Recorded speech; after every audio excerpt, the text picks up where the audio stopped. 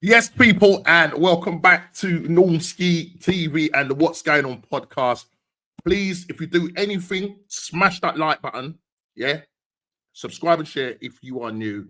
141 away from 1K. Come on, people, get me to 1K. I've got to get to 1K before the season is out. Okay, guys? There's context to all of this. Yeah, it's a journey. Yeah, the referee's against me. Yeah, the whole world is against me. That's why I'm not getting to 1K. Is that the reason? Am I not doing the job properly? What's going on, man? Right, listen now. I'm only joking. I'm only joking. Oh, is my camera off? You sure? Is my camera off? No, my camera's on.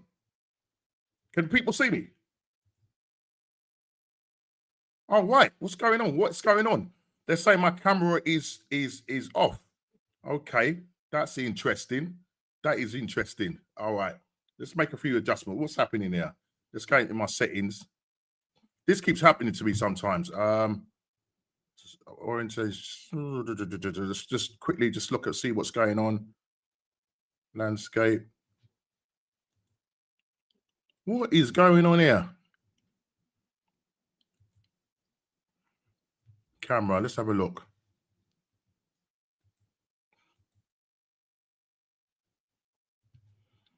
Okay. Can you see me now?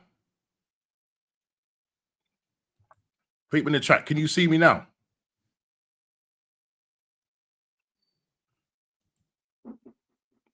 Can you see me now? Just 2 seconds. Somebody's at the door. 2 seconds.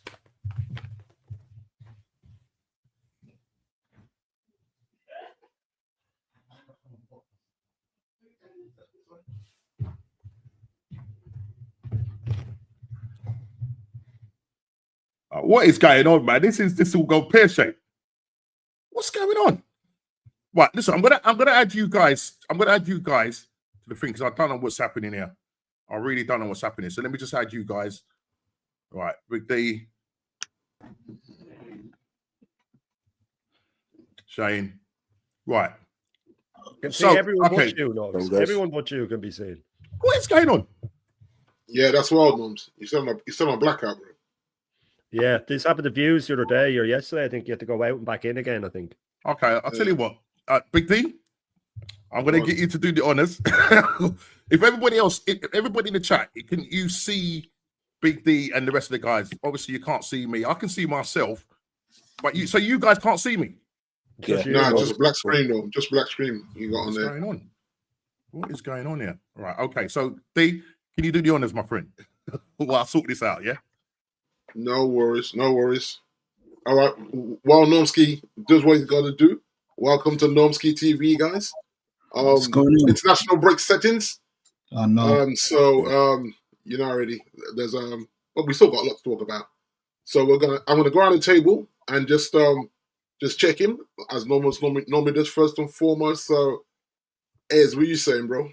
What's going on, everyone? Yes, the panel, everyone. Yeah, man, it's not bad. I don't know. The international breaks too close together to the last one, so I don't know. I've been a bit disengaged with it all, but still enough club talk going on. But I feel like people feel like they have to make stuff out, all the media and all that, making things to keep it all interesting.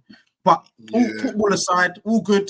I'm a Chelsea man for all the people in the chat. First time here, kind of had a nice to have a bit of break from Chelsea. They've been stressing me out, so. I hear that, bro. I'm all right. Big up yourself. Man like Kofi, Mr. Liverpool himself. Yes, panel. Yes, everyone. Yeah, had a good week. I was actually up at Liverpool Sunday, did a stadium tour. Okay.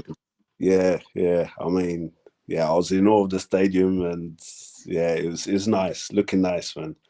It's probably changed a lot since they added the tier and stuff, haven't they? Yeah, exactly. And I hadn't been for like 10 years. So just see everything from the main stand and then the Anfield Road end as well. Looking good. But yeah, it's been a good week so far. You know. Good stuff. Long drive back, but you know. Oh yes, a trick. To get down for Norwich for you. That's a good trick. Yeah. And there was a lot of diversions and things like that. So yeah, took some back routes I didn't even know existed. Did it? Good stuff. Good stuff. And we have the legend himself, Mr. Arsenal, Shane Gruner. What are you saying, Shane? Yeah, all good, all good. Thanks to Normsky for having me on, of course, and big up to be on with such a legendary panel and a legendary chat. The international break was a bit different for me with Ireland. We were diabolical. We scraped a win against Armenia, but we were poor in the other games. But no, look, international break is international break. We discussed it last time I was on here that it's lost a bit of its charm. I think it's lost a bit of its charm, really. We used to like seeing all the players that we only really read about, the Ruud Hullets and stuff like that, when we couldn't really get to see them on TV, and now you have access to it all. It's really lost its charm. I used to love the international break. I used to love it.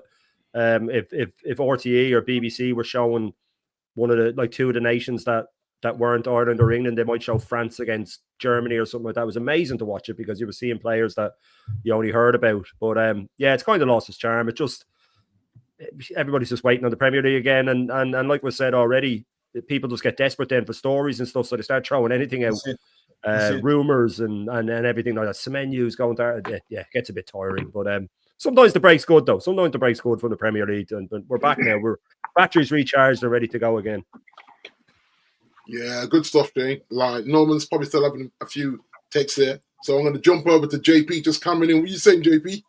Yes, fellas. How is everyone doing, man? Good to see everyone. That's it.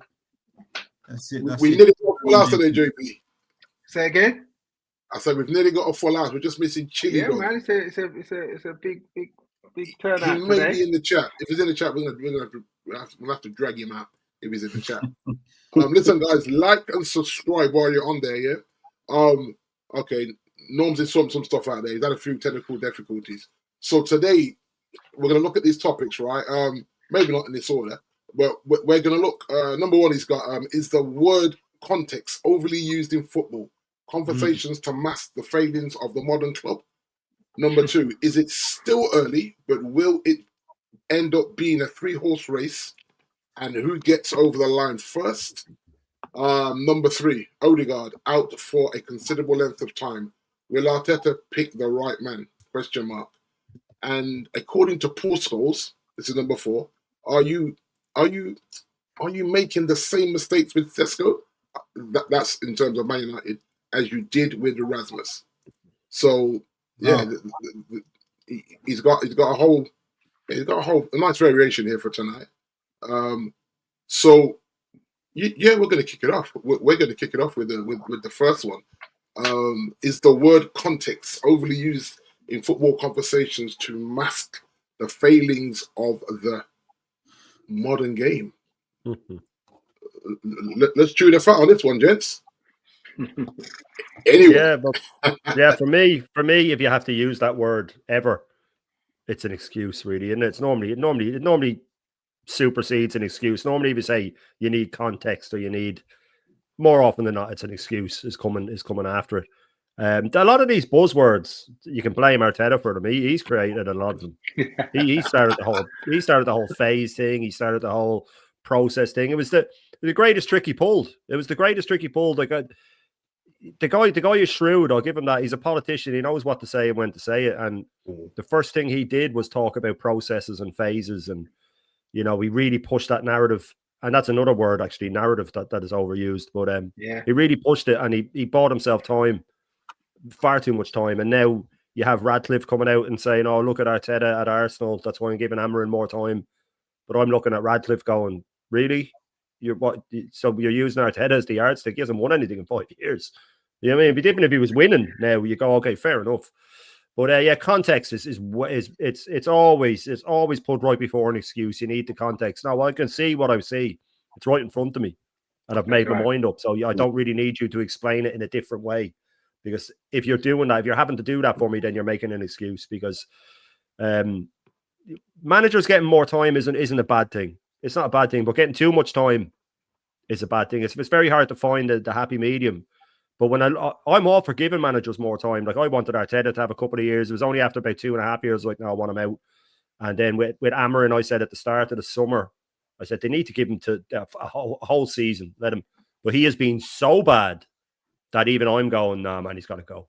He's got to go. It's just been terrible. But When I look at the buzzwords that go around, there's several of them: transition and high press and low press, and all these terms have come in now that they're just fancy ways of explaining. High press is just closing people down. You know what I mean? They make it out. They make it out like we never did that before. Like, they never did it before. Roy Keane went mad about it. Crazy, isn't it? Yeah, and it's real condescending. It's really condescending. You get all these middle class guys now using all these terms. They think it makes them sound smarter than they are, but it's not. People man mark before, people high press before. They just use a different word. But the likes of, again, Arteta and these Amarin managers that come out, they use all these fancy terms to try and sound superior. And sadly, a lot of people fall for it. That's the big problem. A lot of people fall for it. But yeah, no, I've had it with all the new fancy words. I really have. But it's funny because you say that. I was listening to Steven Gerrard. I know I don't want to slightly go off topic, but he was talking about the midfield. And you think about it, when we was watching Chelsea at their peak, Liverpool, Arsenal, Man United, Liverpool, like we never talked about 6s and 8s. No. You just looked at Gerrard, you looked at Lampard, you looked at Scholes, Keane, Vieira. These guys were just midfield players who did everything. And nowadays, all these different terminologies have come into football, and now everyone wants a 6, and we now want an 8 as well to go alongside him. Just produce midfield players, please. Guys that can just do it all. Yeah, I mean, they definitely become a lot more technical with their wordings, and football is football, and a lot of the time when you're hearing some of these technical terms and the G8 and GX, and you're just thinking, is it really necessary? It gets on my nerves, GX? It's annoying. Like Man United with this XG crap. XG. And like seriously. And the honest truth is, we might have the best XG on paper, but I watch every game, and my eye test can't see all these chances. Yeah. So what are these chances that they talk about? I can't. I can get stats to show me whatever I want. As well. The XG doesn't take into account Haaland being clean through next to Havertz being clean through. You know what I mean? If Haaland's clean through, there's more of a chance of him scoring than Havertz. Sure. Or they don't take into account that one of them was a player clean through at 3-0 up compared to 1-0 down in the last minute when all the pressure's on. So it's just numbers. It's all nonsense. We were told that we beat PSG on XG in the semi-final. I just saw them go on to lift the trophy. Like, exactly. I don't care if we won on XG. It means nothing to me. It just means we missed a load of chances. That's all it means to me. I don't care, bro. But guys, do you think that the media has allowed these buzzwords almost one to gaslight the fans? Like me and Nomsky spoke briefly on it last night. You called me, and I was saying that there's a level of gaslighting with the way this is used, especially when there is failure. Now, this is what I said to Nomsky. You could look at the circumstances of where the club is in this moment. If you take our club, JP, when Ferguson and David Gill left at the same time, that was a madness, and somebody should have convinced David Gill that you may need to stick around for a year or so, just because of how well he knew the club, and you have to remember it was literally them two ran the club, even though Fergie was the kind of manager, coach, or whatever. You know what I mean? He left a lot of that coaching to the actual assistant manager and that team of things. So you took those two out of what they had created, this well-oiled machine that literally dominated, and then you threw it to a David Moyes that never really had that kind of power at Everton.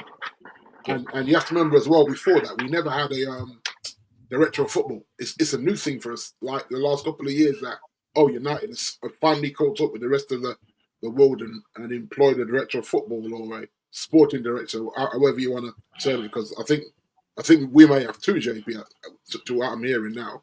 We may have one that is sporting, one is directorship is like whatever, a bit of an overkill. So and so I look at these things. Some of them are to gaslight the fans.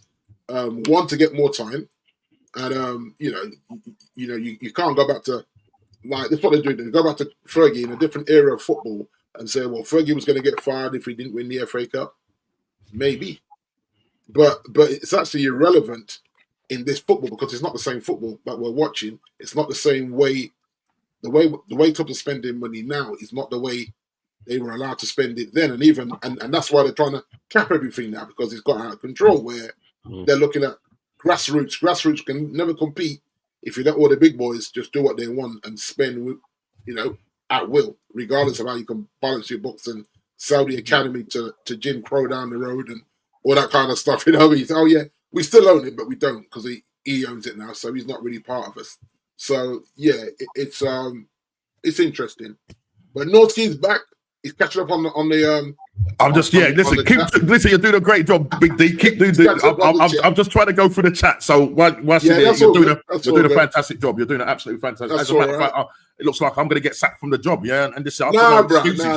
This is you, man. I've got no excuses. No, but there's context to this, D. There's context to all of this, mate. I've got the PGMO against me. I've got all of these people telling me that that I'm a brilliant content creator. But listen, it's not really the case, is it? Yeah, you've taken over and do the break job. Nah, I'm only joking. But big up to the chat, big up to everyone. I don't know what happened, mate. I don't know what's going on. As Shane Goon was saying that it's happened to, I think, the views as well. So, yeah, man, YouTube, they want to take me down. They want to take me down, but I'm staying here. I'm staying right here, people. I'm staying right here, man. Big up, JP. Good to see you back, bro. Yes, big up man. Money is. Big up Money. Big up Big D. Big up Kofi Stop. Yeah, big up to Mr. Shane Goon himself. Go subscribe to this guy. This guy does some content, mate. The Irish breakfast, full Irish, mate. Every morning, you're going to get your bellies full. I'll tell you that now. Yeah. And you notice he's very clean mouth on this channel. But if you want to see an X-rated one, go on his channel. But now, big up to everybody in the chat. Please smash that like button. Please, guys, get me to 1K. I beg you. Man. Get Nomsky to 1K. Go. Well overdue. Carry on, my friend. It's well overdue. Just catching up with the chat. So carry on the convo. Yeah. So this what I'm saying is that managers are being given an excuse to fail, in my opinion, and that might come across harsh, but the level of gaslighting and that word is kind of when I say a new word, it's not a word that was used, around that generation of your Wengers and your Fergies and even Jose. When Jose came to Chelsea, he was a guy that would call out leadership. I actually didn't mind that. I mean, ownership, should I say? He was a leader. He would call. He did it when he came to United, whether we liked it or not. But if you're a serial winner, then you call it as you see it. And I suppose when you're scrambling to keep your job, that's when you start using all the, like JP said, XG. We're the best at XG, but we're not. Like if we're the best at XG, we'd be in the top 5 and doing bits. We would have beat Arsenal. We would have, you know what I mean? All these slip ups. So it, like, for me, there's no hiding place in sports now. There's too much money in sports, well, especially in football, and so it's a results business. So regardless of how things are termed and there's, like I said to Norm yesterday, it really is a buzzword that has gone too far. And yes, we can look at circumstances of our clubs in a moment, but it can't always be that. It can't always be that you big up Paul Nash, yeah, man. He's bigging up the crew there. And you can't. But you know what though, D? You know what's changed a lot in football from those times you're talking about? I mean, football's really influenced a lot now by American sport, with all American owners that have come into the game and things like that. And data is, I mean, we're living in a world where, the data's massive, right? And, football's got all this data now. I mean, it started even with betting where, you just used to bet back in the day on who could win or lose. Then all of a sudden you could bet on the amount of corners there was in a game, or, what minute the first goal was scored. And all these different things started to change in football. And you're seeing now it being so data driven. Oh, this player, he couldn't touch the ball. But actually, football to me still comes down to, what does my eye see? Yep, that's it. What does my eye test tell me? Because I work with data a lot, and I can often get data to tell me what I want it to tell me. Mm-hmm. If I play around with it enough. Yep. And sometimes that's what I think the clubs do. To your point, D, they manipulate the data to tell the narrative or the story that they want to tell. Right, yeah, because then they can come back and say, we're not doing that bad as a club if you look at The data. the data. Yeah. You know what I mean? Yeah. And that again is another level of gaslighting the fan base because just so you don't get to go to a live game and then you may get to watch it at home. We have to remember now different camera angles, all this thing. When you're in the stadium, you actually see in terms of player effort. You don't always see that when you're watching it in because it's all snippets. It's if you watch Match of the Day, even worse. It's just highlights. It's not really the real game. But when you're in the stadium, it's like any sport. When you're there live, you're realizing that there's some people that are really stealing a living here. But because of how fast the game is, you're not seeing this always walking back, always jogging back when it should be a sprint. There's all these things that when you're in a live stadium game, you're like, this guy really is mugging us off, Yeah. He gets picked Totally every agree. week. And Totally so agree. then the manager will throw out, oh, no, he's one of our best defenders when he's fit. Is he? Because if he hasn't won a Champions League or a Premier League when he's been the man, and, you can go back to, and I actually said this about Bruno and Rashford. I actually said we don't win those big two with those two being our main characters. They can be part of a team, but they can't be our main characters. And so far, I've been proved right because we've been nowhere near the league, nowhere near the Champions League. And so you look at that and say, oh, you're over your harsh criticism. Well, no. If these guys are earning north of 300k a week, and to my understanding, they walk around Old Trafford like they own it, then, okay, if you own Old Trafford, then go bring back one of those big two. I'm not saying you're going to win it every year because we know that's near on impossible. But since they've been there, we were 19 points away under Ollie. 19. That's not close. You're not, second and you're 19 points off Man City. Like, why are we even talking about that? Yeah, but D, there must be. But D, there's got to be context to that. That you're 19 points off. Yeah, second. right.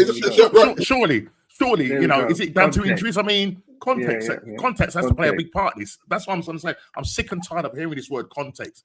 Every single, it's like almost like a comfort blanket for a lot of these people. This generation, but only when it suits them, though, Norms. Only when it suits them is the word context used. Because when last year they wanted to tell us, look at the stats.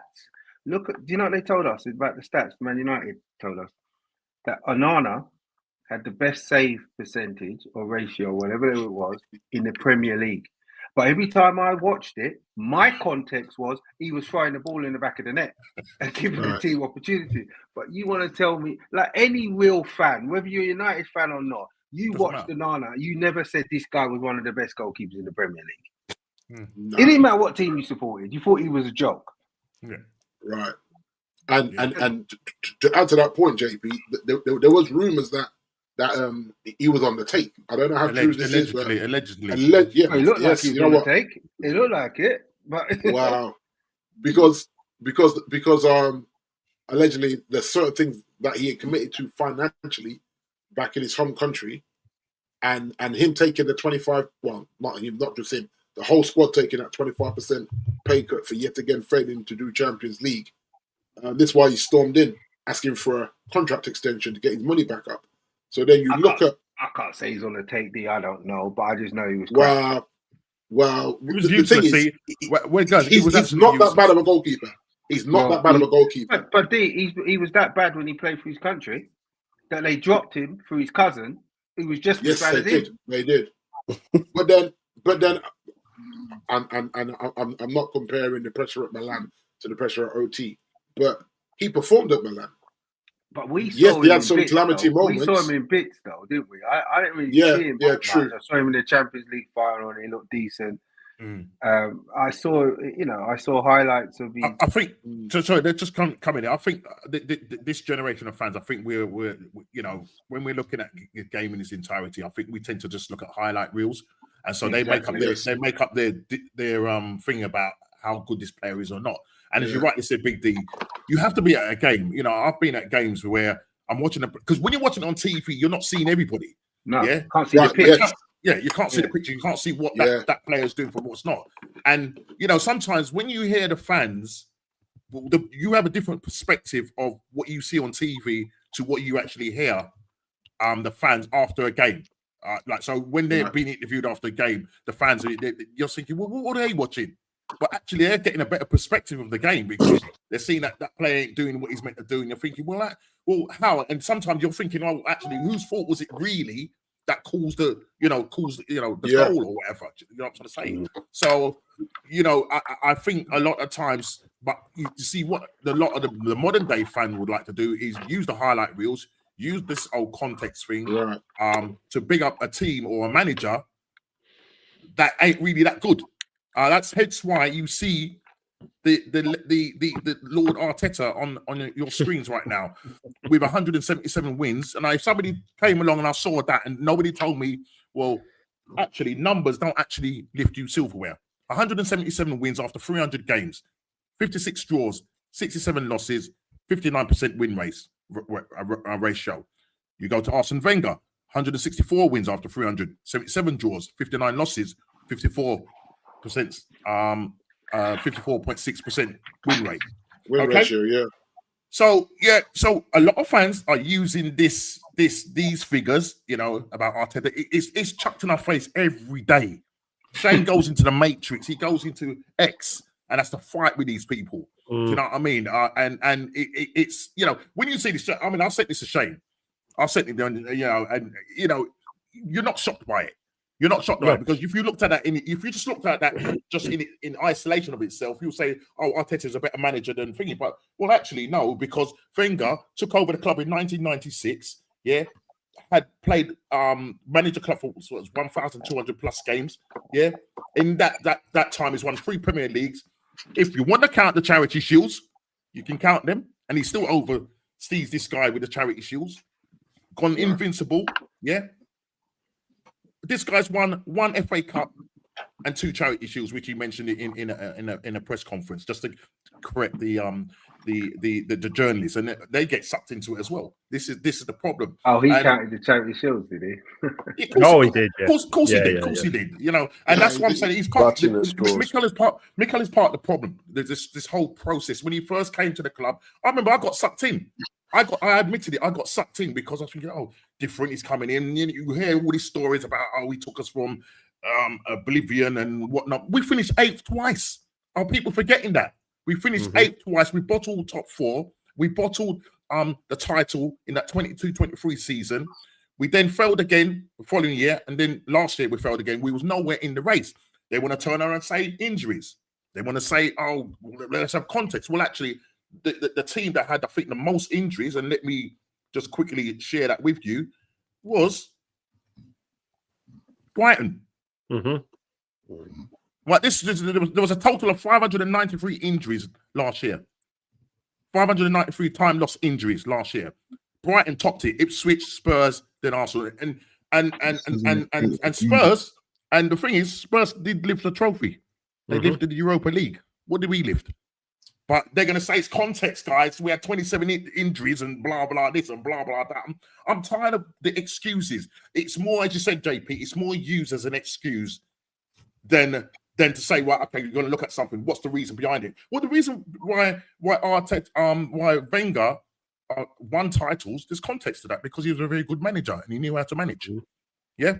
Last season, Liverpool, they didn't get as much injuries. There's context to that. The reason why? Because Slot knew how to manage his players.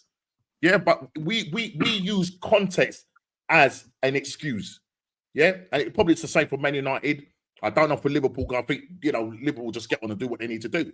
But last year they were saying that Liverpool were lucky. They were lucky with injuries. Now it's the way Slot managed that side. He said, right, what's the name? You're not going to do no running back.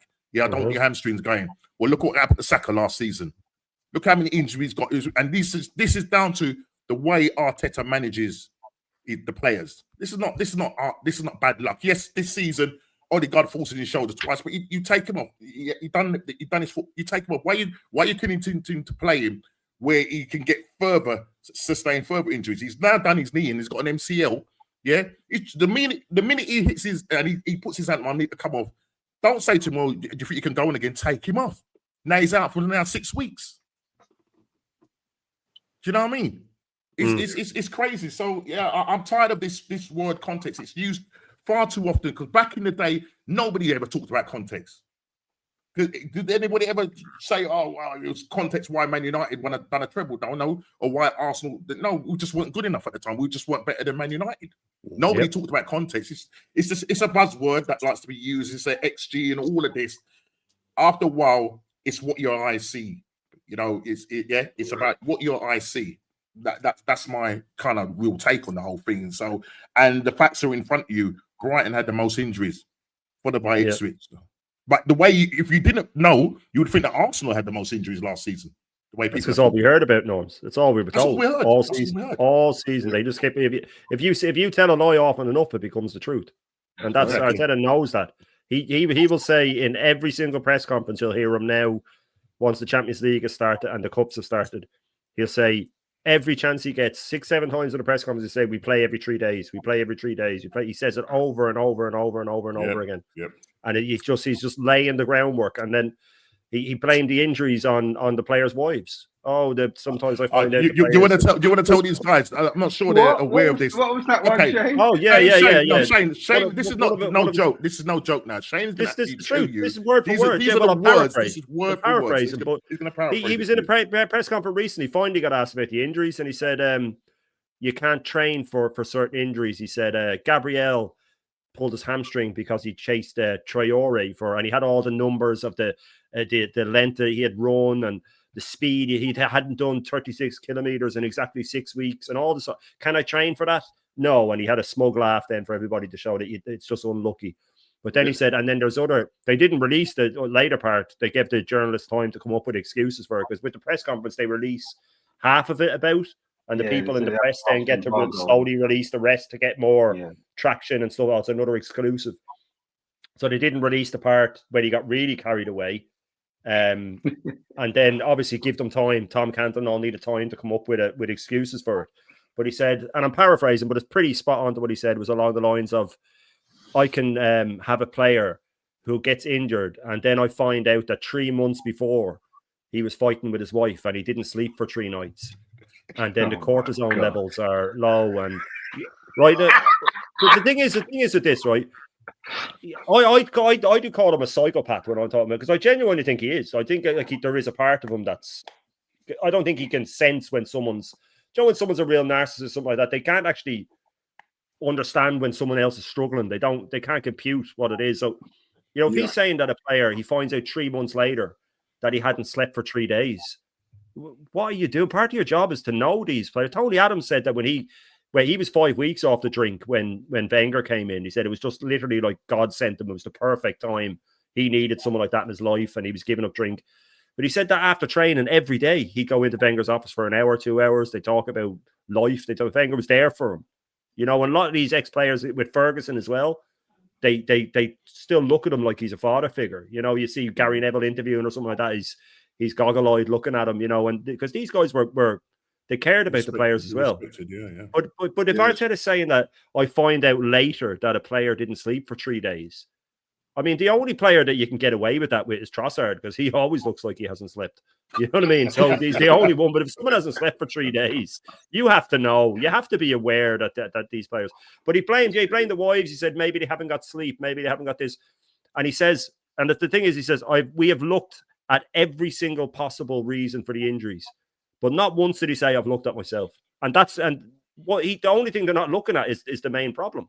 Because me and Norm's go through the list all the time of the players that he's pushed back onto the pitch. Yep. There's Ben White was made play for 3 months when he needed knee surgery. Timber was made to play when he needed knee surgery.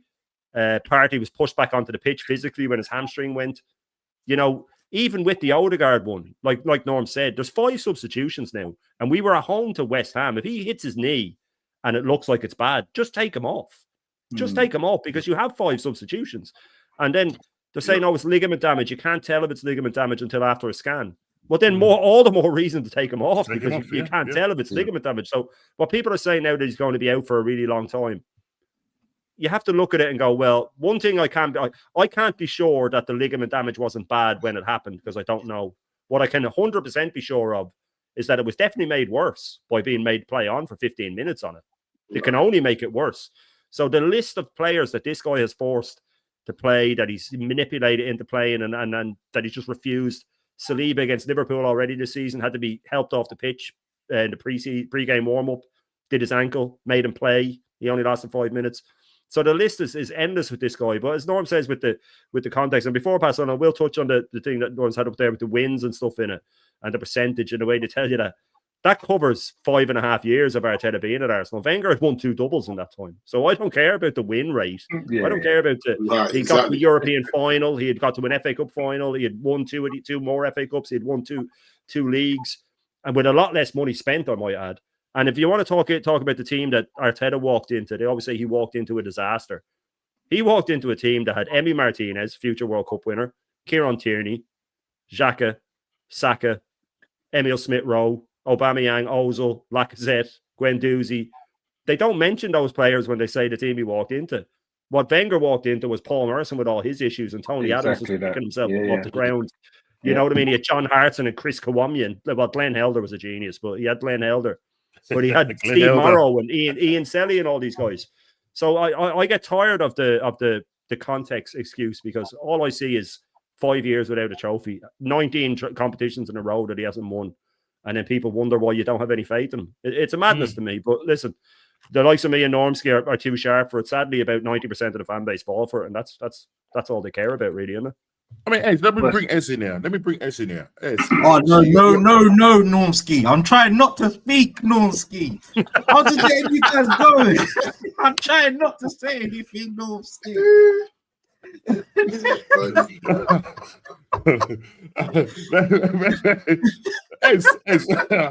Ez, come on, man. I got to bring you in, bro. I got to bring you in. I'm here. You're far too content sitting there smiling. So, Ez, look, I think it's the problem we have is a lot of these modern day managers, a lot of these, Maresca's coming. He's doing a job there. The club world champions.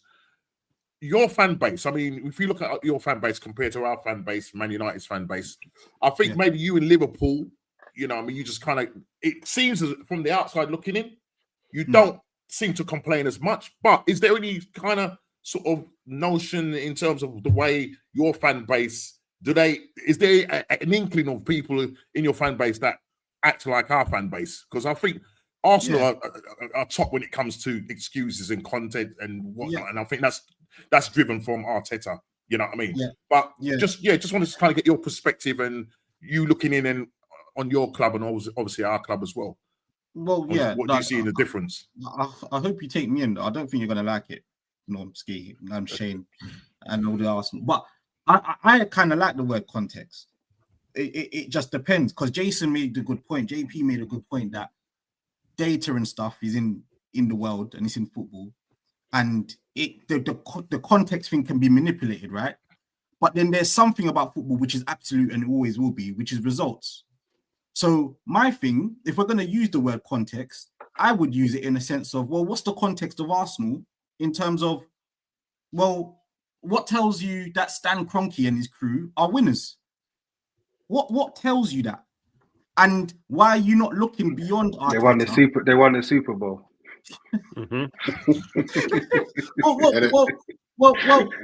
Which is very hard to do. Is I might be taking the mix a bit, but the context for me, if I was to fast track what I really want to say in Arsenal's point of view is, there's your ownership, who's only won an FA Cup from what I can see, have not said enough is enough with Arteta. They're letting the fan base let Arteta use all these buzzwords and wind you up and finish second time and time again. And his job's not on the line. Okay? Bayern Munich finished second. Off you go. Now Guzman. Off you go, Tuchel. Oh yeah, we've got the cup again. We're back on the top again. Arsenal, 5 years later, we're talking about Arteta. We should be talking about the next guy. And if he's not good enough, the next guy. And if he's not good enough, the next guy. Because on winning is the absolute. If your ownership contextually are winners win. Simple. Yeah. No excuses. No excuses. Win With, is with, win. with You Bayern could and the beat- like, fan base will turn. Our fan base are still about 90% in. You see, that's the problem. If the fan base turned, they'd sack him. and They did with this Emery. is They where- did with Emery. if I was to bring to Chelsea for a second, Abramovich, who we got 20 years of success and won it all under, pretty much, he didn't care. He sacked Conte after the year after he won the Premier League, just because he won the FA Cup the year he got sacked. Off you go. Not good enough. You finished 5th. No, off. And that is the difference. I feel like that is the context I would bring. And in my fan base now, because of the context, history, even now, Enzo Maresca, he just won the Club World Cup. My fan base has been on him this season, not for not beating Brentford, for drawing with who I think we drew with someone that we shouldn't have drew with. But that's the difference. That's the difference with your fan base to ours. Yeah, right. We accept mediocrity. We accept second. We it's almost like, well, Yeah. we're not entitled to win the title. The difference with your owners, Abramovich didn't muck about. This is what I wanna get It's at. like that's your model. Your model Yeah. it's changed a little bit, but your model Yeah. was sack, you win, sack, you win, Yeah. sack, you win. And your fans hold the club accountable and the players accountable, not ours. Not ours. So I know what you're trying to say. You're trying to say that our owners should really be saying, right, sack this guy. If Blah, they're blah, winners, blah. Norms. But you If see, they're when winners, Norms. but let me just say this: when Stan Kroenke came in, what was his short Shane? What did he say? Yeah, he didn't say it was about winning trophies. He said, "I'm not here to win trophies." Yeah, so that's the start of it. But Who said that? Who said that? Stan Kroenke. Norms, Kroenke. can you see the Stan. problem? But you see, that's Yeah, it. there's Remember- the problem. But there's the remember I problem. told But you then, this- do you remember I told you this about Arsenal about a year ago? Yeah. That I said, when you look at Arsenal, right, you are doing what you do. You might win for a couple of years. If you look at their history, you've never been like, oh, I've 10 years of winning, 15 years of winning. And I think that breeds throughout the club. And the 100%. owners are very content with it. The owners of Chip are very content with just being in the Champions League. It's like in American sport, and they're American owners. Yeah. American sport, right? Your income is guaranteed. So they don't care if I'm the 32nd worst team. There's only 32 teams in the NFL. And if I'm team number 32, I'm still getting all my money. Yep. I'm still making all my money. Right. And they know as long as Arsenal in the Champions League, we're good. Yeah. We're nice. They And have that's said what it they different this summer, though. Apparently, it has been. It's pretty well known now that it is trophies or bust. yeah, Is that right? that's He's Josh, used that Josh. terminology himself.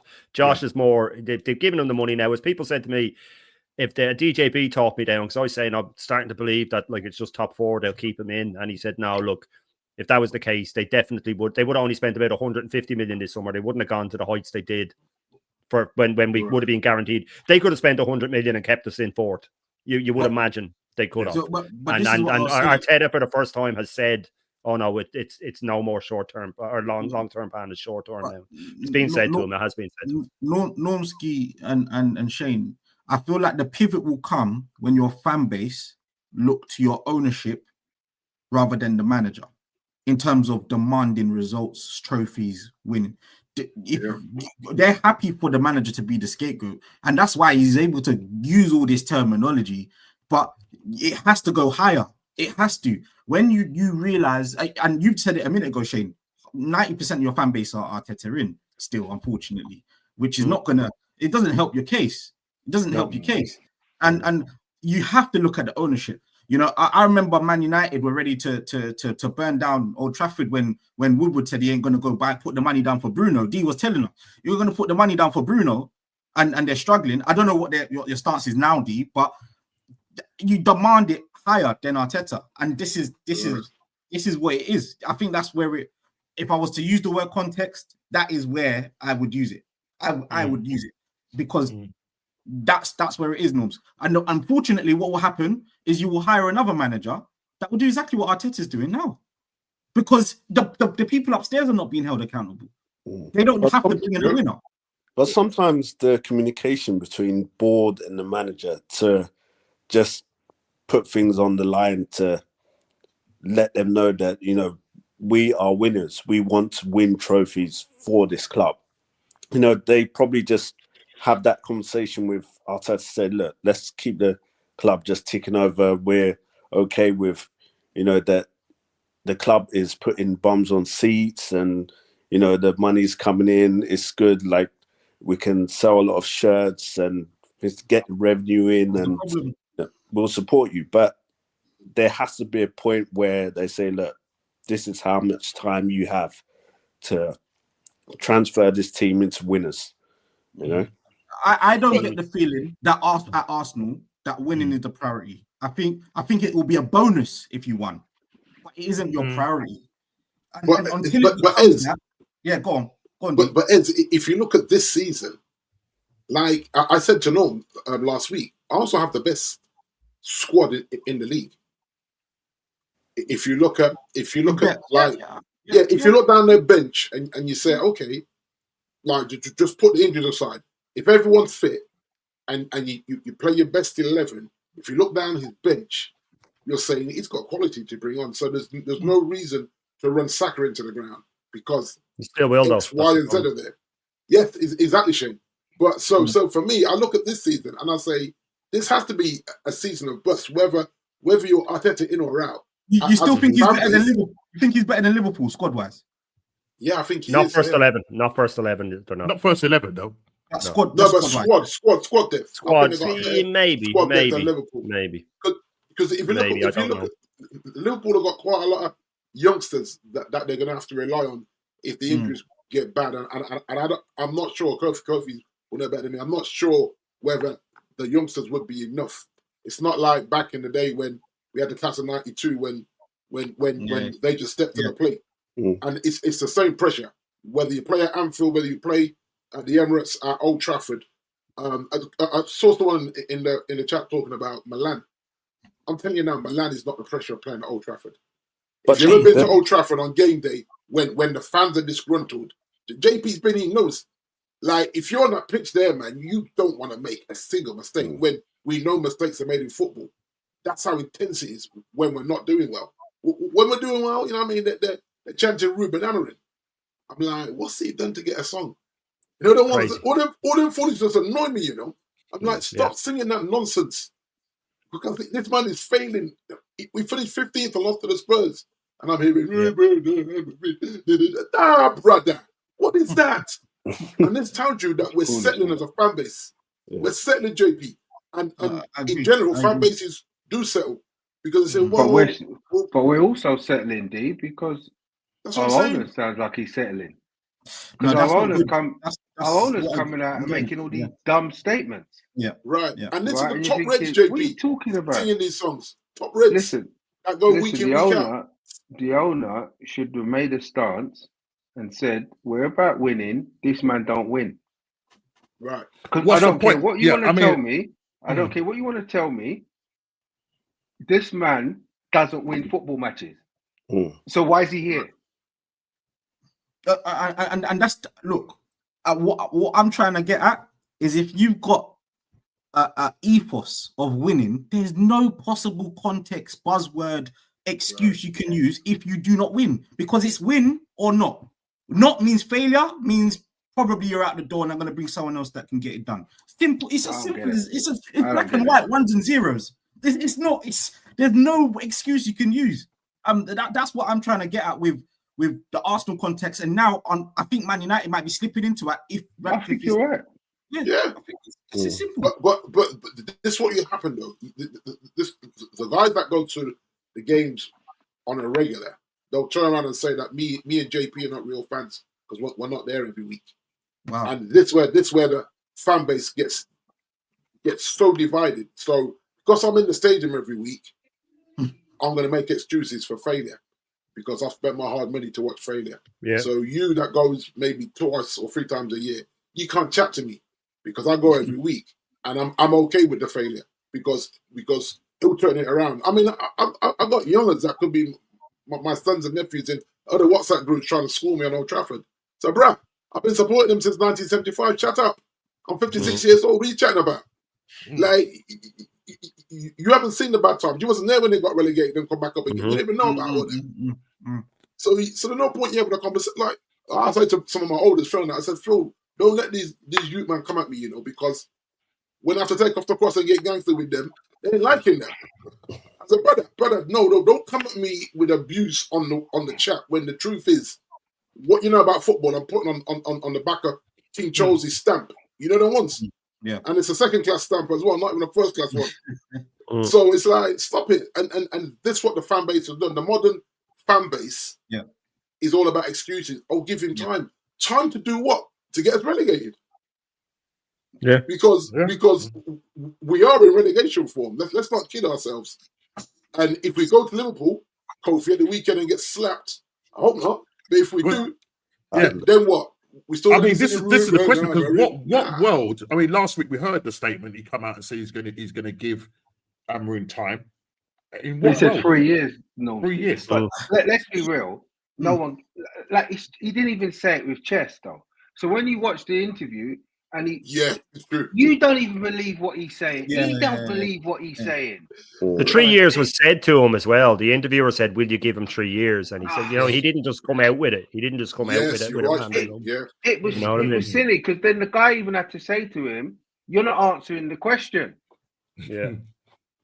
Right. Yeah, he said he's a nice guy. He says he's a really nice guy. A nice guy, but you're not answering the question. Just like the Glazers, they're really nice people. They're really misunderstood. Are they? Okay. All right. Because I'm saying this is gaslighting the fan base in an interview where you're not even asked to say that. You're willingly saying that foolishness on a live interview. You're like, bro. The truth of the matter is, it doesn't. I don't care what you say about 3 years. Yeah. I know. Yeah. Right. If you stay like this, you won't get a year, let alone 3.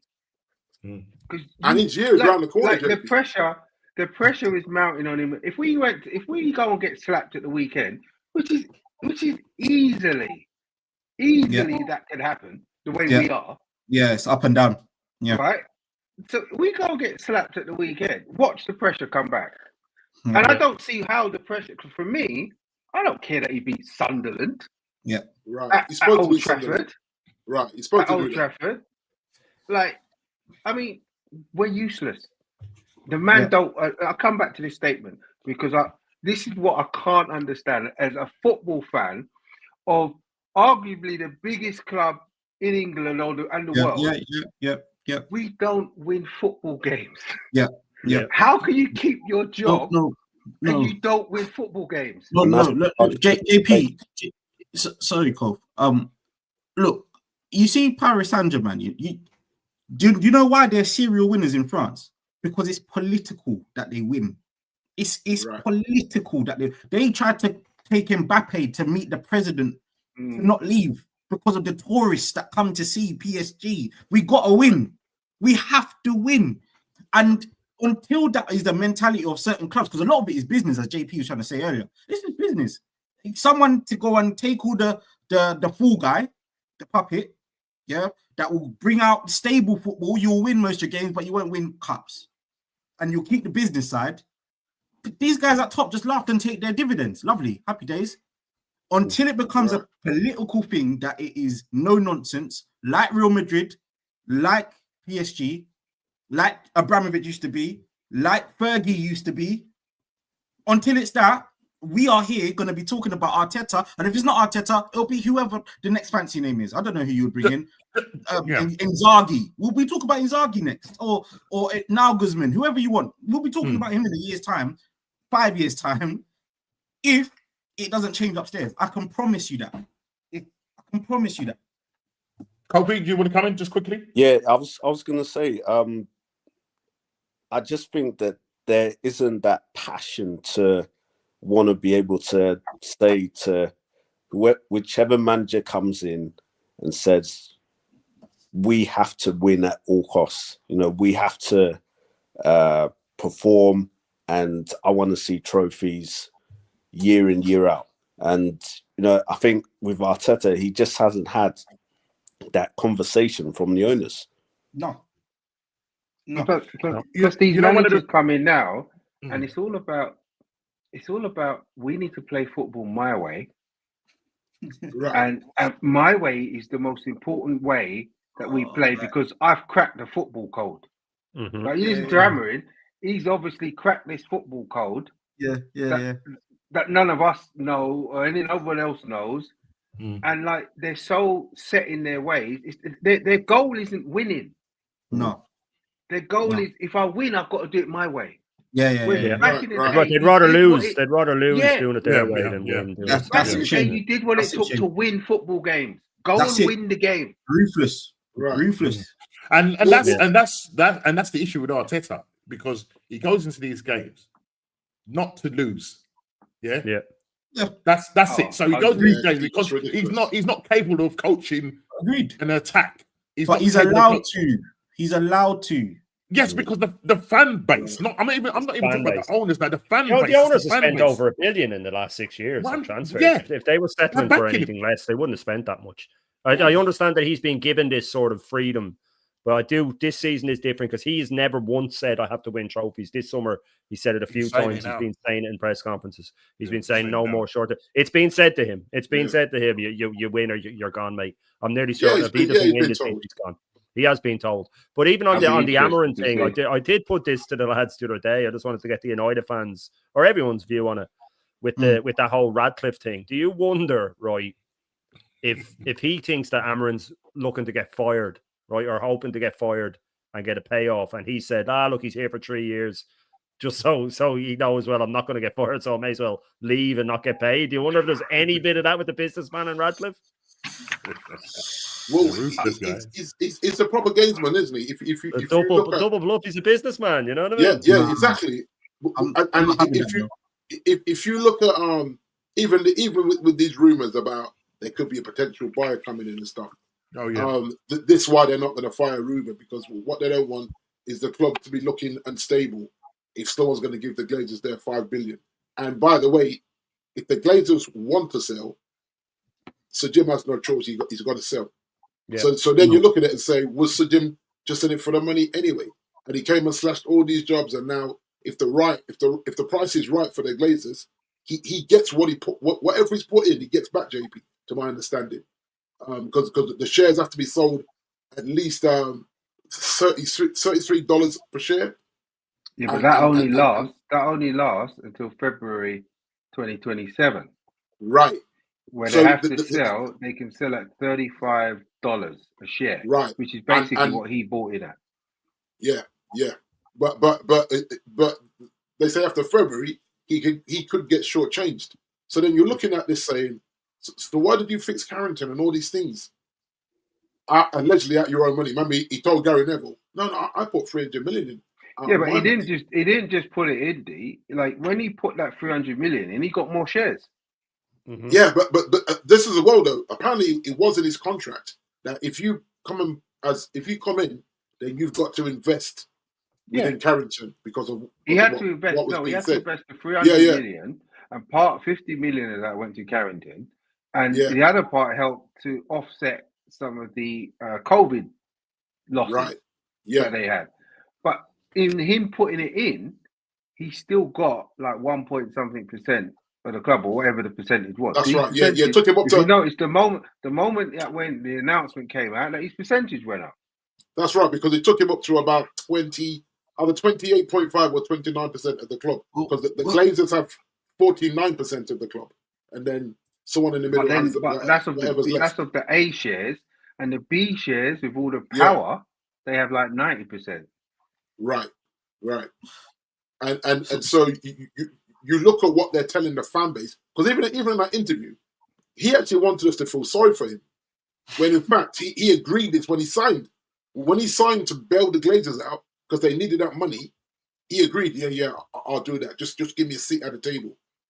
I'll take whatever I can get. Okay, well we need this, and this will give you 20. I think initially it was 24 point something % of the shares, which has gone up to about 28 or 29% with the. How do you feel sorry for a billionaire? Why would I feel sorry for a billionaire? Exactly. So this guy allegedly is worth about £11 billion, and he was crying about. And you're not gonna. If they make him sell, he ain't really gonna lose any money. So why would I feel sorry for you? Right. He gets all his money back. That's what they said. if they sell, and you know how they are, that the club is, let's say the club is worth about 3.4 billion on the US stock exchange. Yet they want over 5. They want north of 5 billion.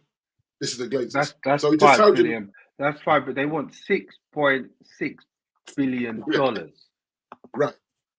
Yeah, which takes them way above what the valuation is. Which, remember, they floated the club on the stock exchange. Hence why every time we try to do a transfer, they have to alert the stock exchange. Oh, we're going to spend. It happened this summer. They can't just go spend money because of the way it will mess with the index and everything else that's going on over there. You know what I mean? Same, I suppose, same if we've been put on here. So then they offshore their money as well, Gnomes. So there's always, you go on, you do a Gary Neville interview.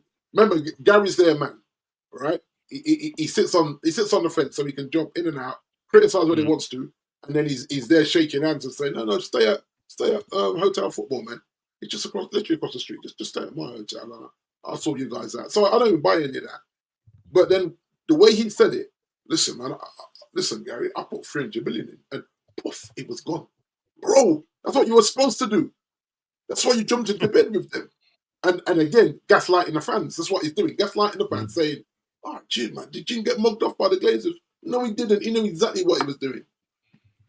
He was proper conscious when he signed that contract, knowing that his lawyer read all the small print and said, do you realize? He said, yeah. I didn't sit at the table. He got his seat. I don't feel sorry for him.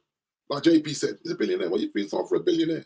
That never has to look at his bill and say, oh, just turn the heating down and put your hoodie on, man, because boy, if that winter gas bill comes in, it's different. You know what? Let's just round this conversation. But I just want to first of all say big up to Suja. He hasn't had a go at Shane, so that's good. No, surprisingly enough, he knows to behave over here. I'm sure he's going to come in with something. But Suj is all the way in Australia. Legend.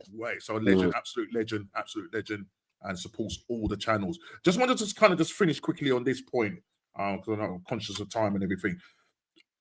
You know, there's, you know, and I'm going to come back to my club in regards to Arteta building this dynasty of a club, you know, with the squad and everything, and you know there are people or fans and content creators out there that influence a lot of people, you know, watching online and stuff like that, and they're saying basically, look, at the end of the day, you know, Arteta's building this club to dominate for the next 5 years or so, right?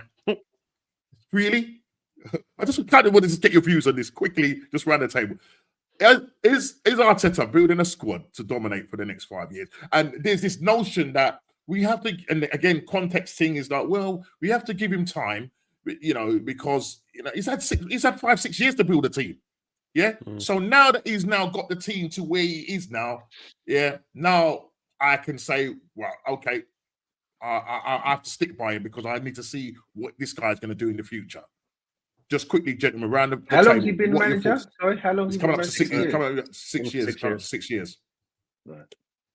I mean, I think he's desperate to win the league or win a trophy, but it's just, I don't know. I think it's just there's this mindset that throughout the club that isn't quite there, and it's portraying throughout his team and also throughout the fans as well.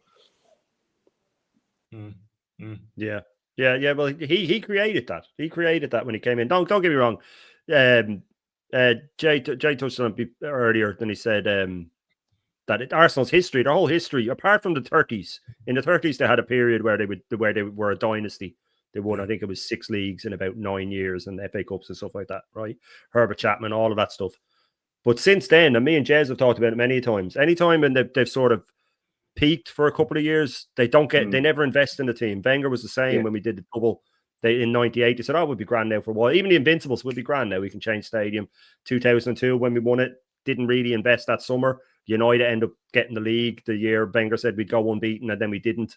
and then we went to Invincible, which that middle league is the one that really gets to me. If we had won that, Wenger's it'd be unquestionably our greatest manager because he would have won 3 leagues in a row, and we threw that league away. We really did. But I digress. But when Arteta came in, and we covered this on the show early reviews when we were sort of linking jokingly, but not really, to all these fans that just refuse to see any fault in them. Like they're like a cult now at this stage, because I have a lot of them saying to me, I don't care where we finish. We could finish 8th. I don't want him sacked. I don't care where we finish. I don't want Arteta sacked. No, they support people Arteta can't now. say it. Seriously. I know they support Arteta now and not the manager.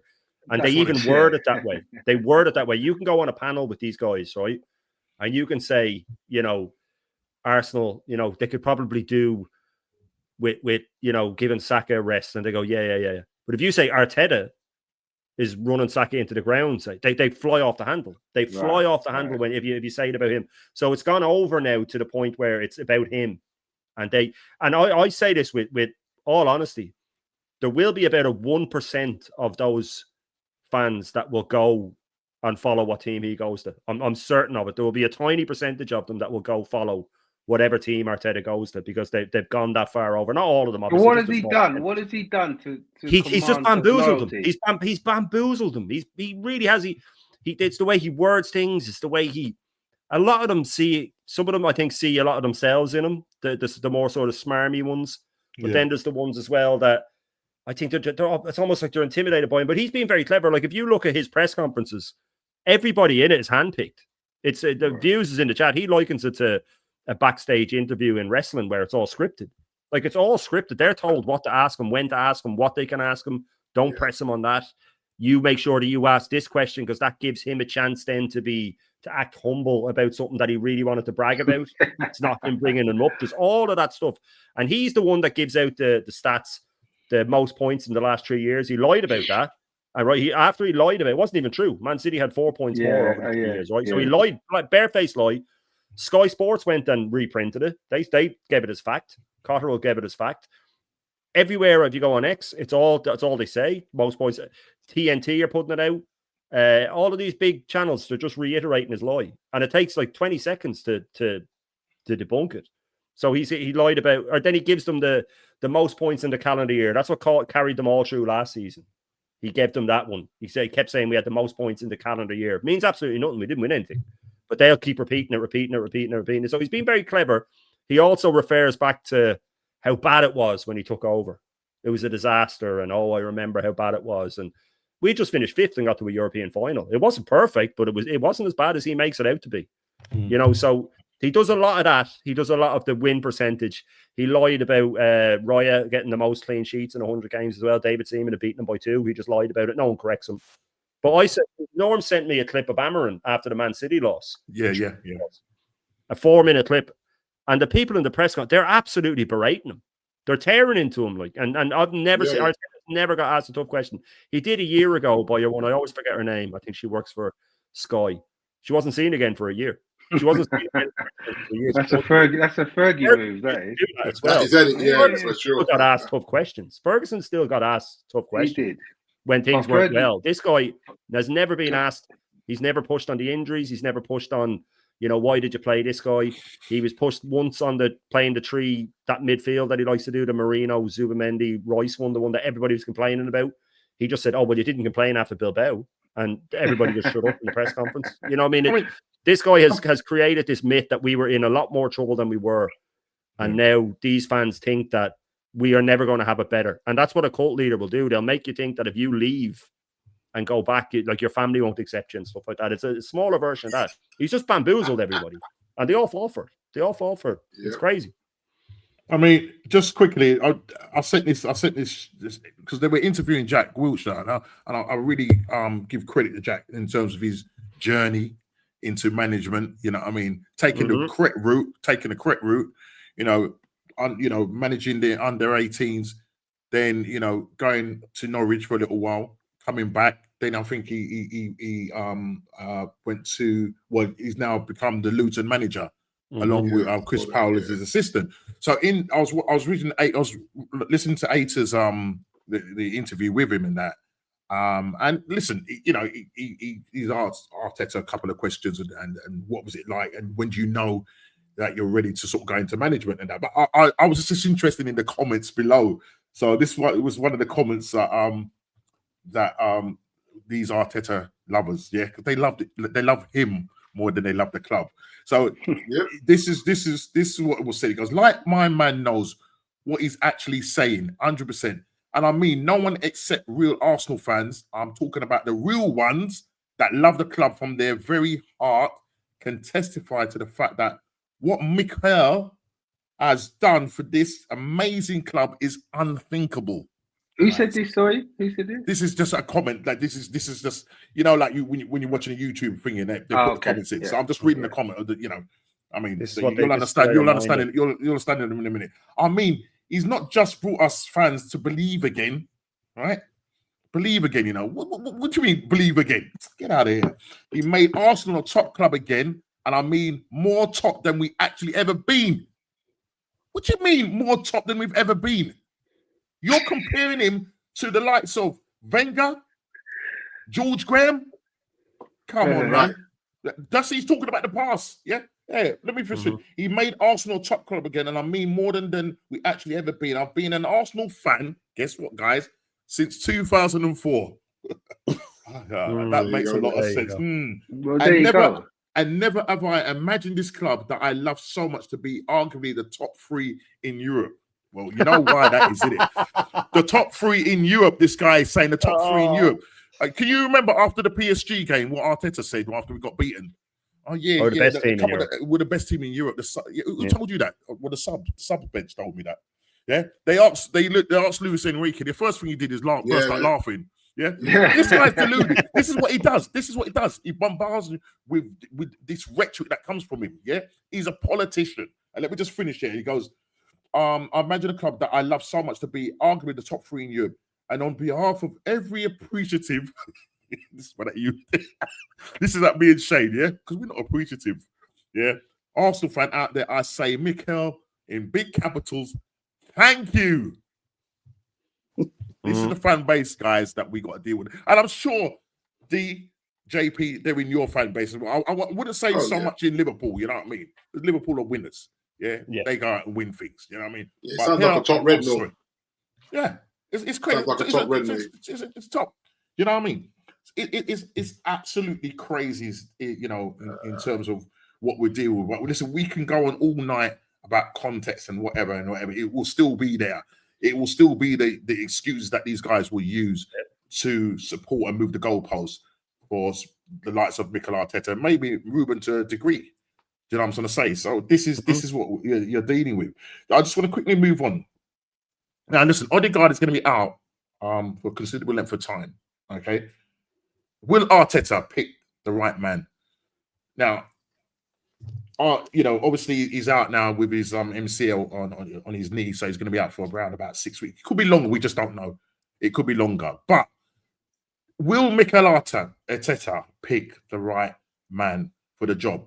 Now, we've seen history with this guy. Now, I want to go back and just share this. So we went away, Kofi, to your club, to play your team. Okay, so this was the 3rd game in, I believe. And I think Odegaard got injured in, was it the Leeds game? Was it the Leeds game he got injured in, Shane? It was the Leeds game, wasn't it? Yeah. My memory serves right, all right? Yeah. So, if I look at the bench, on that bench that day, right, and that was the Liverpool game, right? These are the people that he had on the bench. Okay? And obviously who he started, but these were the people that he had on the bench. Max Downham, I'm not going to just go with the guns. Max Downham, yeah.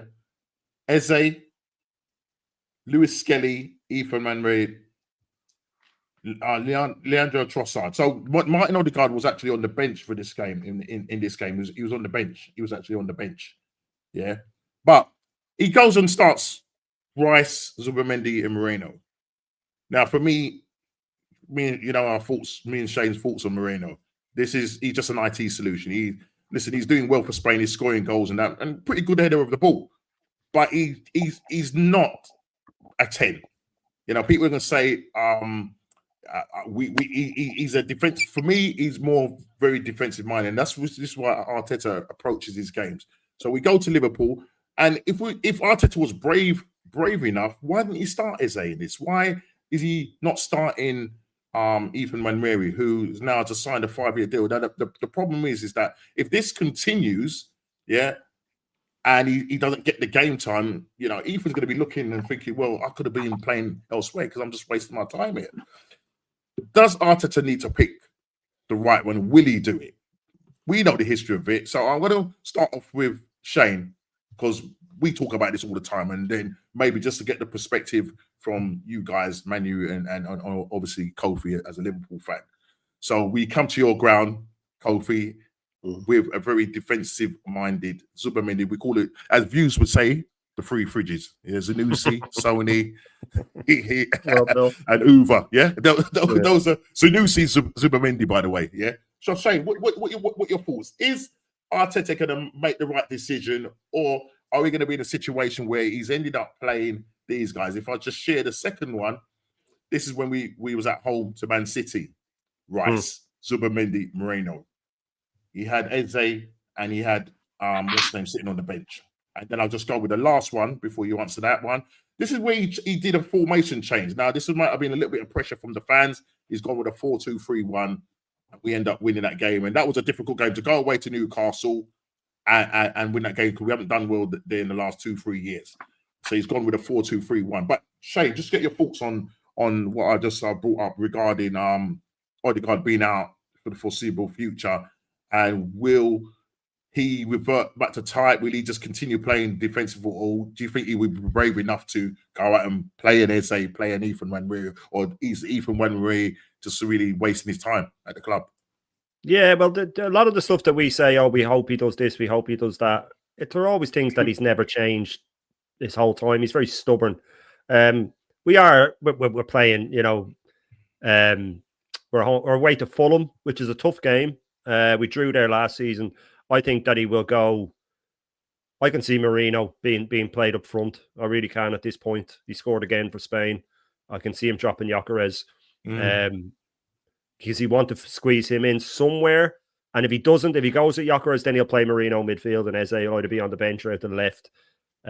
He's dead set on not playing Eze in the 10 as much. Doesn't want to give him a run there. He definitely doesn't want to give him a run there. He didn't want to sign him. It's not his player.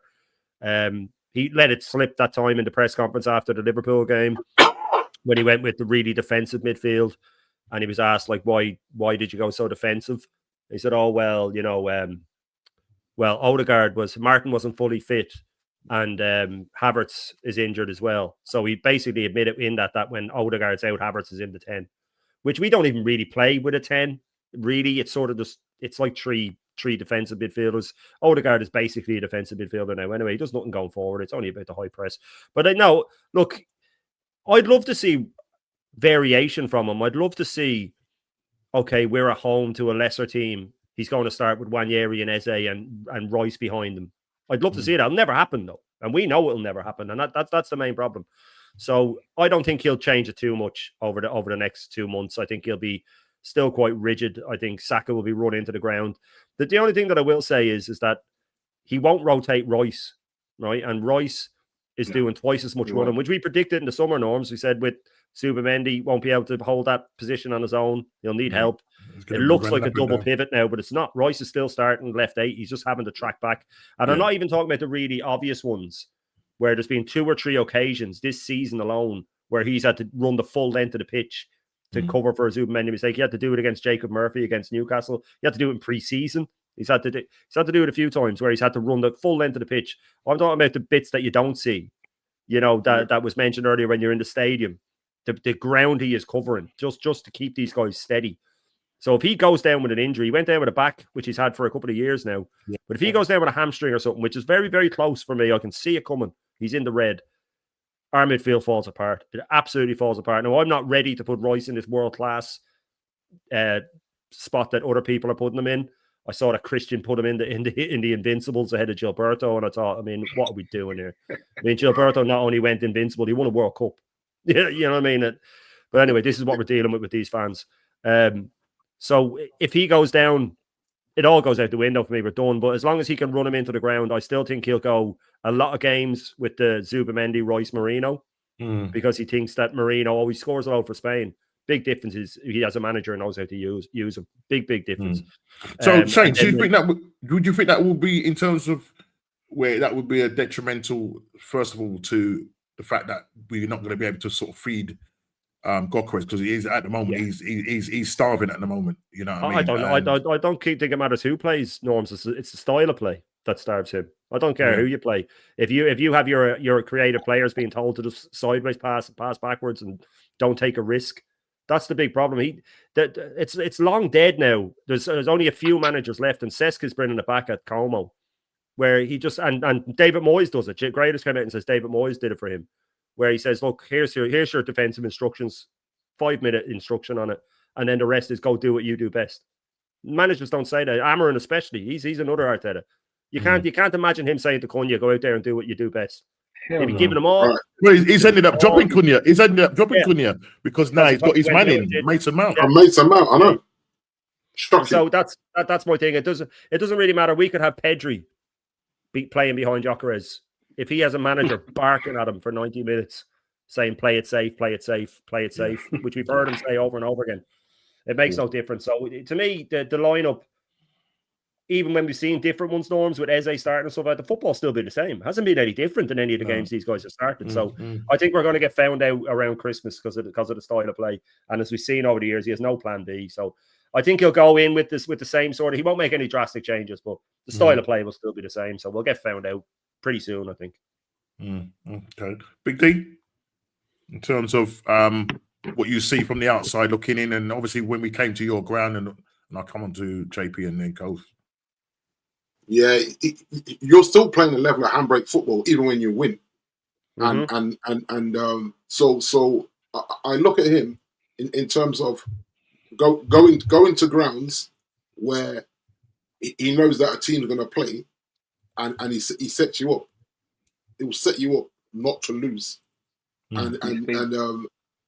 so you look at the IT solutions, brother. He's always going to pick him over Eze. In terms of, he knows he needs creativity, but it's like, but does that make me less defensive?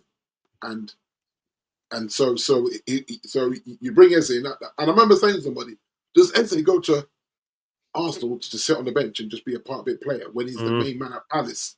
You look at that and say, maybe his boyhood club, but he's looked at who's there and he's saying, well, when I'm fit, I should start for Arsenal.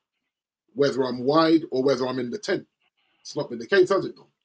So you look at this and you say, that's why I said about the squad earlier.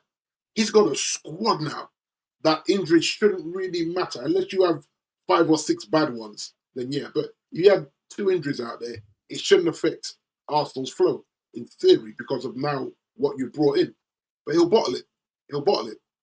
And the moment Havertz is fit, he'll play Havertz up front instead of Gyökeres, rather than letting Gyökeres just get into a groove and start banging in goals. Havertz fit will be like, you know what? This game's a bit, I'm starting Havertz. And you say, well, you got the big fella up front. Because now, and I heard this yesterday, they say the way football is played, the inverted wingers almost null and void a true number 9. So a true number 9's got to play like Harry Kane, dropping deep to get on the ball and get involved. If a true number 9 just stays around the box looking to be a poacher, he's going to starve out there now. Because those wingers are so inverted-minded that there's no crosses coming in. Well, there's not a volume of crosses that you want for your number 9 to be effective. And this is where he's at. So he'll always start Marino over Eze in a tough game, in a game that he feels is a little bit tougher. You're right. Yeah, definitely. Rather than have that creator in Eze. That may not be the best defender, but he's going to create way more for your number 9. So that's me looking in. I see it at Old Trafford, so it's very similar. Same with Sesko. I said it a few weeks ago. Sesko's got to start dropping deep to get on the ball, just to get a touch of the ball. Yeah, spread it wide and then make those runs. Try and split those centre backs and just be a nuisance in there. Because he get his goals, he's showing that he's gone. He's got 2 starts. That he hasn't been off the bench, and he scored in both of those 2 starts. Yet people are only questioning He's been there 5 minutes. New city, new country, new teammates, new everything, new kit, all of it. But he's supposed to just hit the ground running because the media says so. You know what I mean? So I'm like, until he plays 10 games for me, I can't judge him as a striker. Same with Gokares. Until he gets 10 straight games, then you can say, okay, is he doing enough? Is he showing enough? Or does he have to get more involved? You drop deep and probably get in the midfield as well a little bit because there's no creativity when you play that. Maybe in that three that you showed, Norman, maybe Rice is probably the more creative out of the three. Zubimendi, Marino, maybe Rice, or even Zubimendi. Maybe Zubimendi might be a little bit more creative than Rice. The thing with Zubimendi, we talked about this again, and we spoke about it on Shane's show. We spoke about it on Lee's show as well. Lee watches him all the time when he was, playing for Real Sociedad. And the fact is that, the game is a lot quicker over here, and he doesn't like to get pressed. When he's under pressure, you know what I mean?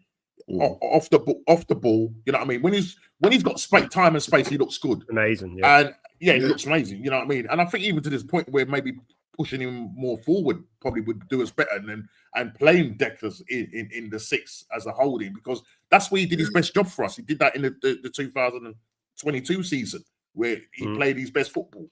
After that, then Arteta decides that he's going to change it up again. Why are you trying to fix something that's not broken? You know what I'm saying? And that it's just Arteta just trying to be Arteta and trying to think, well, all these modern managers, you know what I mean? You do it my way and whatever. And he's trying to win his way, and it ain't quite working at the moment.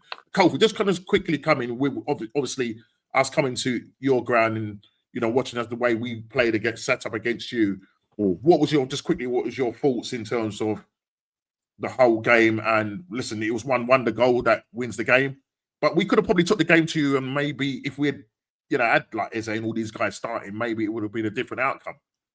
Yeah, I mean, to be honest, I felt that with Arteta, the way he set up, obviously he didn't want to lose the game, and I mean he's relied on Rice and Partey for a long period of time, and because now he hasn't got Partey, and he kind of wants that trusted, structured midfield, because obviously if he starts moving players around, then obviously he may not get the answers that he's looking for in terms of what is the right player to fit in that particular midfield, just to give us advantage going forward, and also solidarity, solidity coming back. So going forward in these next 5 Premier League games, I think you've got to have free reign on the players that should really be starting, like the Wanieris, the Skelly, and put in Eze in that 10. So we're heaping the pressure on him. Me and Shane has said it on a number of occasions now. Like, yes, we're top of the league and that's fantastic, but go on now and win the next 5 games. We may have a different conversation after that.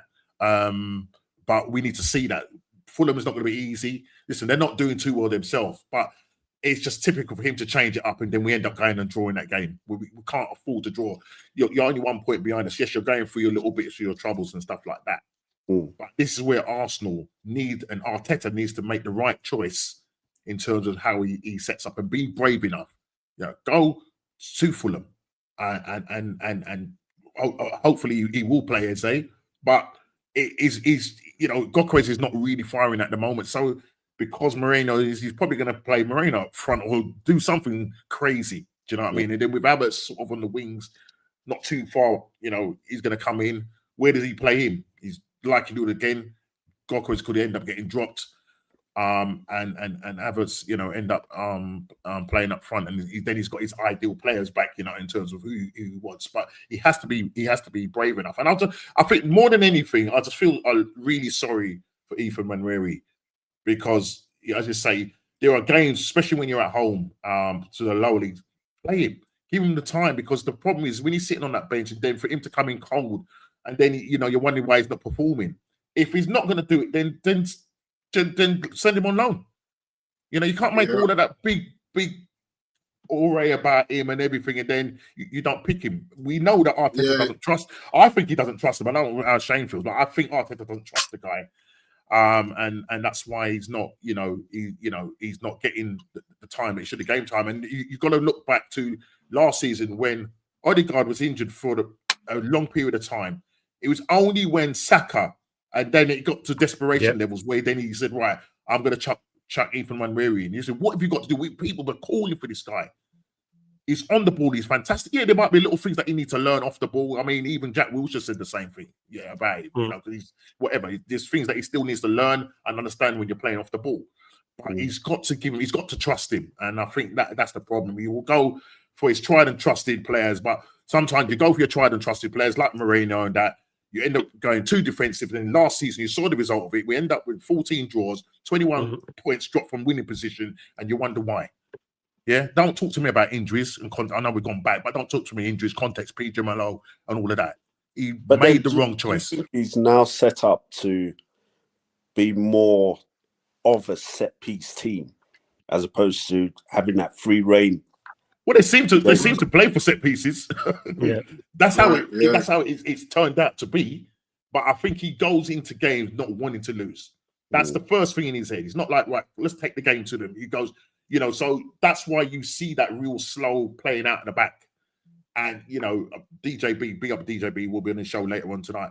He talks about, being at the Emirates and having a sleeping bag. Yeah. Because it's just that boring. Do you know what I'm trying to say? So we need to go back and see that expansive football that we were seeing in 22-23 season. We was blowing away teams. And because we've got that defensive solidity, and if you play Declan Rice in his right position, then you can blow away teams, have the trust for your attacking players. The only thing is, as Shane said earlier on, is that because of the system, it doesn't matter who you have in there. You're just not going to create. And it sounds crazy because I think we are the top goal scorers at the moment, and we have conceded the least amount of goals. But as I said, come December, that can all change. And then we've got a couple of big teams in between that in the Champions League: Bayern Munich, Atletico Madrid. That ain't going to be easy. Do you know what I mean? Or somebody talked about when we play at Atletico Madrid, it's going to be Iran football. They're going to be cancelling each other out. You know what I mean? So get ready, guys. Get your sleeping bags because that's what it's probably going to look like. But let's see what happens now. He's going to be out for 6 weeks. Shane, just quickly, with Odegaard out, there's people talking about saying that it's a massive blow for Arsenal. They're much weaker without him. Would you say that's the case? No, he's been awful for 2 years. Let's get it right. I've never fully rated him. I think he's a very good player. He's very easy on the eye. But, these fans, the same ones that will give you GA about a certain player that they want to bash, like Wirtz and stuff like that at Liverpool, they don't realise that Odegaard, he had 20 shots on target last season. Chris Wood had as many goals as he had shots on target. You know what I mean? Ederson had the same amount of assists. Ederson had the same amount of assists as him. The City's goalkeeper had the same amount of assists. And we're talking about this guy like he's a big loss. I'm sorry, he's not. He's not a big loss. It's strangely, this manager, people say he's the luckiest manager. He's the lucky. I don't believe in luck, but Arteta's got something. He's got something because right at the last minute, he always stumbles upon something. And this will probably force him to play Eze now. And then right when we need him to play Eze, and he'll be forced to play him now because he wasn't getting in the midfield. If Odegaard's fit, he doesn't get near it. Does not get near it. There's no way he's dropping Royce, no way he's dropping Zubimendi, and no way he's dropping Odegaard. So he was going to have to go out the wing. And now that Martinelli's scoring, I can see him starting against Fulham. If he wants to squeeze Moreno in somewhere. I wouldn't be overly shocked if Eze is on the bench against Fulham. I wouldn't be. I'd be maybe a little surprised, but I wouldn't be overly shocked because I think Martinelli kind of deserves a start, really. Unless he has the sense to play Martinelli up front instead of Gyökeres, I wouldn't mind that. He's after scoring for Brazil. It's where he should play. He's got the hot hand. He's scoring at the moment. A manager with any brains would probably do that. It would do two things. It would take Gyökeres out of the firing line and it would give Martinelli an informed striker a chance. But we're talking about a manager here that doesn't go by common sense. The game we were talking about, he started with Eze and stuff like that against and Odegaard and Eze started together against West Ham. Newcastle. But as, Oh, West Ham. but as- West Ham.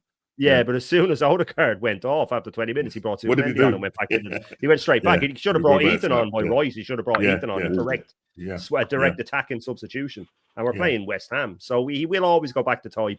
And And we're at everything home that as goes well. wrong And with we're us at home as well. That's at the thing. home, and they're struggling. So everything that this manager does, it's normally by his own hand. So when you, to go back around to the start of the show, when you pulled up all those stats, all that proves if he has this win rate and he's won more games than Wenger and he's won this exact same amount as Klopp did in his first 300. That's another one they're going with at the moment as well.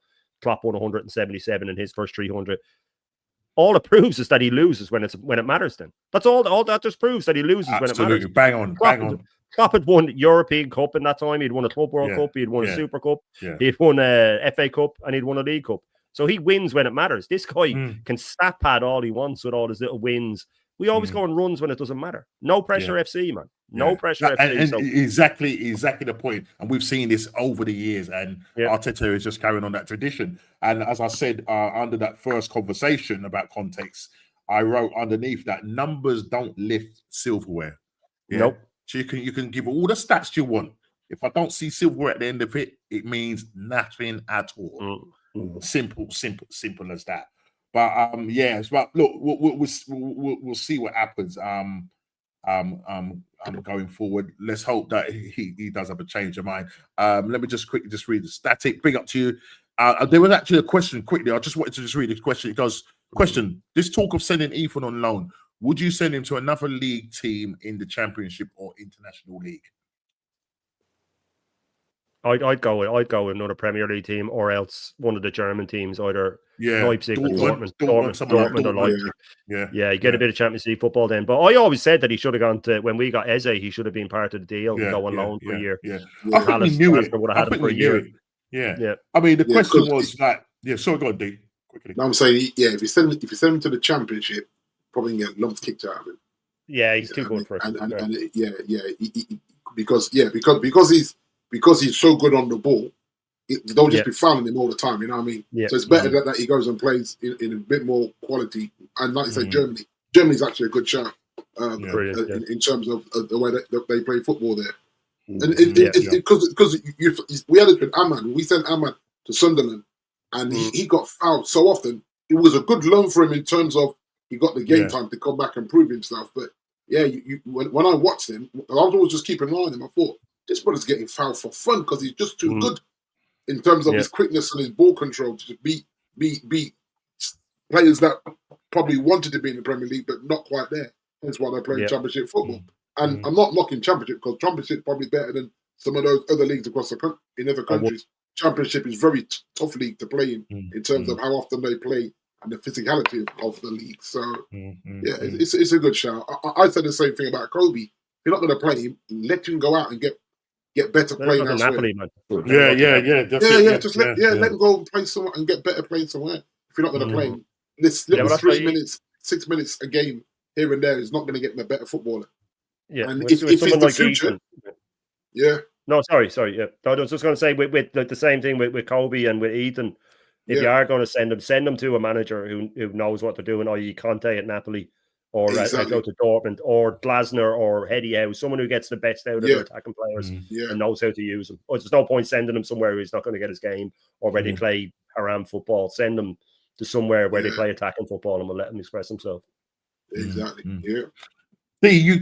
Whilst we was having this conversation, you kind of segued into talking about Sesko and about him having to come deep. And Paul Scholes sort of made a statement and was sort of saying why you were kind of almost repeating the same mistake by bringing in, Sesko. You let go of Rasmus, but what Paul Scholes is essentially saying is that you should have.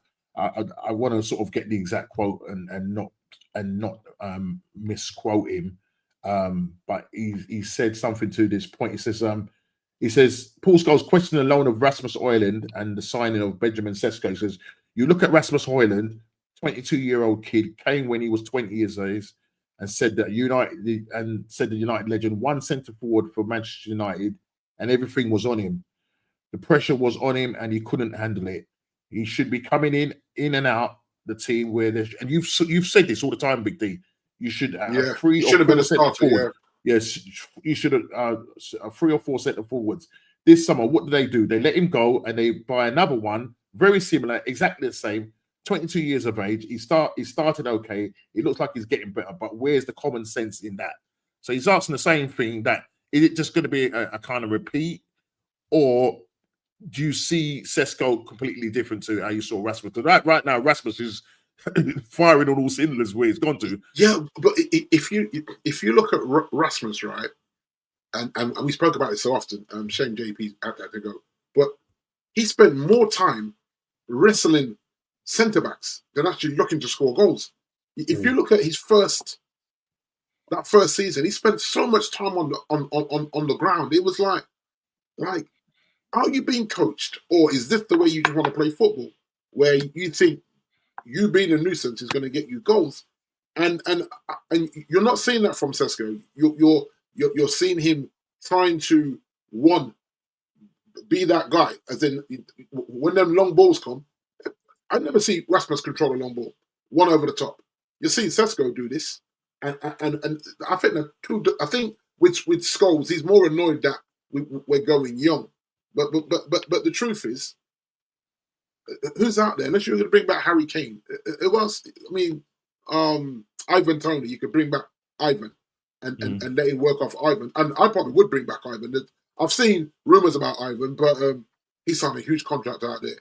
And I don't know whether he'd be willing to leave that money on the table. I think he's living his best life over there, you know what I mean? But we question Harry Kane going to Germany. We question Ivan Toney going when we needed a senior striker. So it's just something that the club is. It's like they're just going. They feel like send Rasmus away. Hopefully he gets better, but Rasmus won't want to come back and play set and fiddle to Sesko, because I think Sesko figures it out. You have to remember he was a club signing. That's why Ruben wasn't starting him. Everyone was saying, he weren't quite fit. But then reports are coming out that he's having blinding training sessions, so he's more than fit enough. So again, gaslighting the fan base, because you didn't want to, because I don't know who he wanted. I'll tell you who he wanted. He wanted Ollie Watkins. That's what he wanted.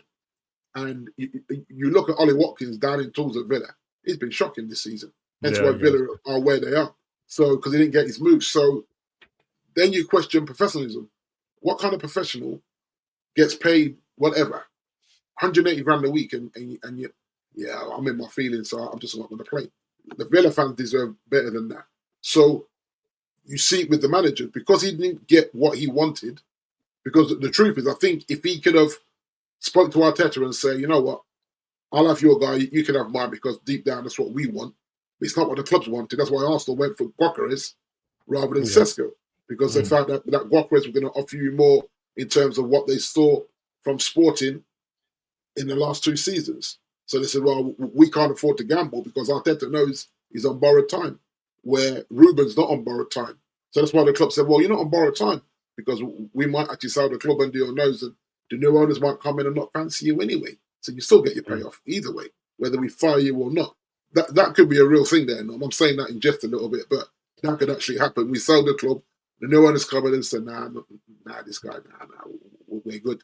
And they bring their own manager in, depending on who they're. Because I watched an interview with Ronaldo, and he said, mark my word, one day I will own a football club. And they were trying to press him on it. He said, no, I've said too much. So he's up to something. He might not be in the Premier League, but he's up to something, because he got money to do that. So, yeah, it's always unfortunate that that there's a lot of negativity around my club just come from the ex-players. And I get it. Their standards were different, because they weren't friends with Arsenal teammates and Liverpool teammates, where these guys are, like, when they meet up for England and all that, they all room together and hang out and stuff. They actually like each other. Where you see Roy Keane only liking Vieira now. Like they did an interview, and they were actually quite funny together. But that was never the case on the pitch. Never, not in a million years. You know what I mean? There's no way Roy Keane's hugging Vieira after beating him 2-1 or losing 2-1 to him. Where you see this, they're swapping shirts and stuff right in front of the fans after the biggest, that biggest game. Like, you know how the rivalry was with Man United and Arsenal. Same with the rivalry with Liverpool. You never saw them players swapping shirts after them games. Not a chance. And if they did it in the changing room. They didn't do it on the pitch. But you see it on the pitch. It's different now. Football is different. The way they think about football is different. And so sometimes I want the Scholes of this world just to chill, because Scholesy would never give an interview in his playing days.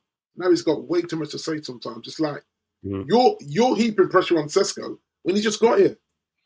At least give him 10 games before you start with that narrative. But already he's only started 2 games for us, and I saw the narrative from Paul Scholes. It's like I'm not sure what these guys want. Is it the money that they're on? Are they jealous of the money? Are they jealous of? I think what he's saying. I think what he was essentially saying is that not to make the same mistake. I think he did say he's a good player, but I think he was just saying don't make the same mistake that you did with Rasmus, because Rasmus didn't have anybody to fall back on. So he was saying it would have been nice to have got in a seasoned striker. You know, an Ivan Toney, or obviously used Harry Kane. I mean, he wouldn't have got ahead of Harry Kane, but at least he could learn off of him, because Harry Kane is a goal scorer. That's what I said. Remember I said go get Harry, paid 100 million.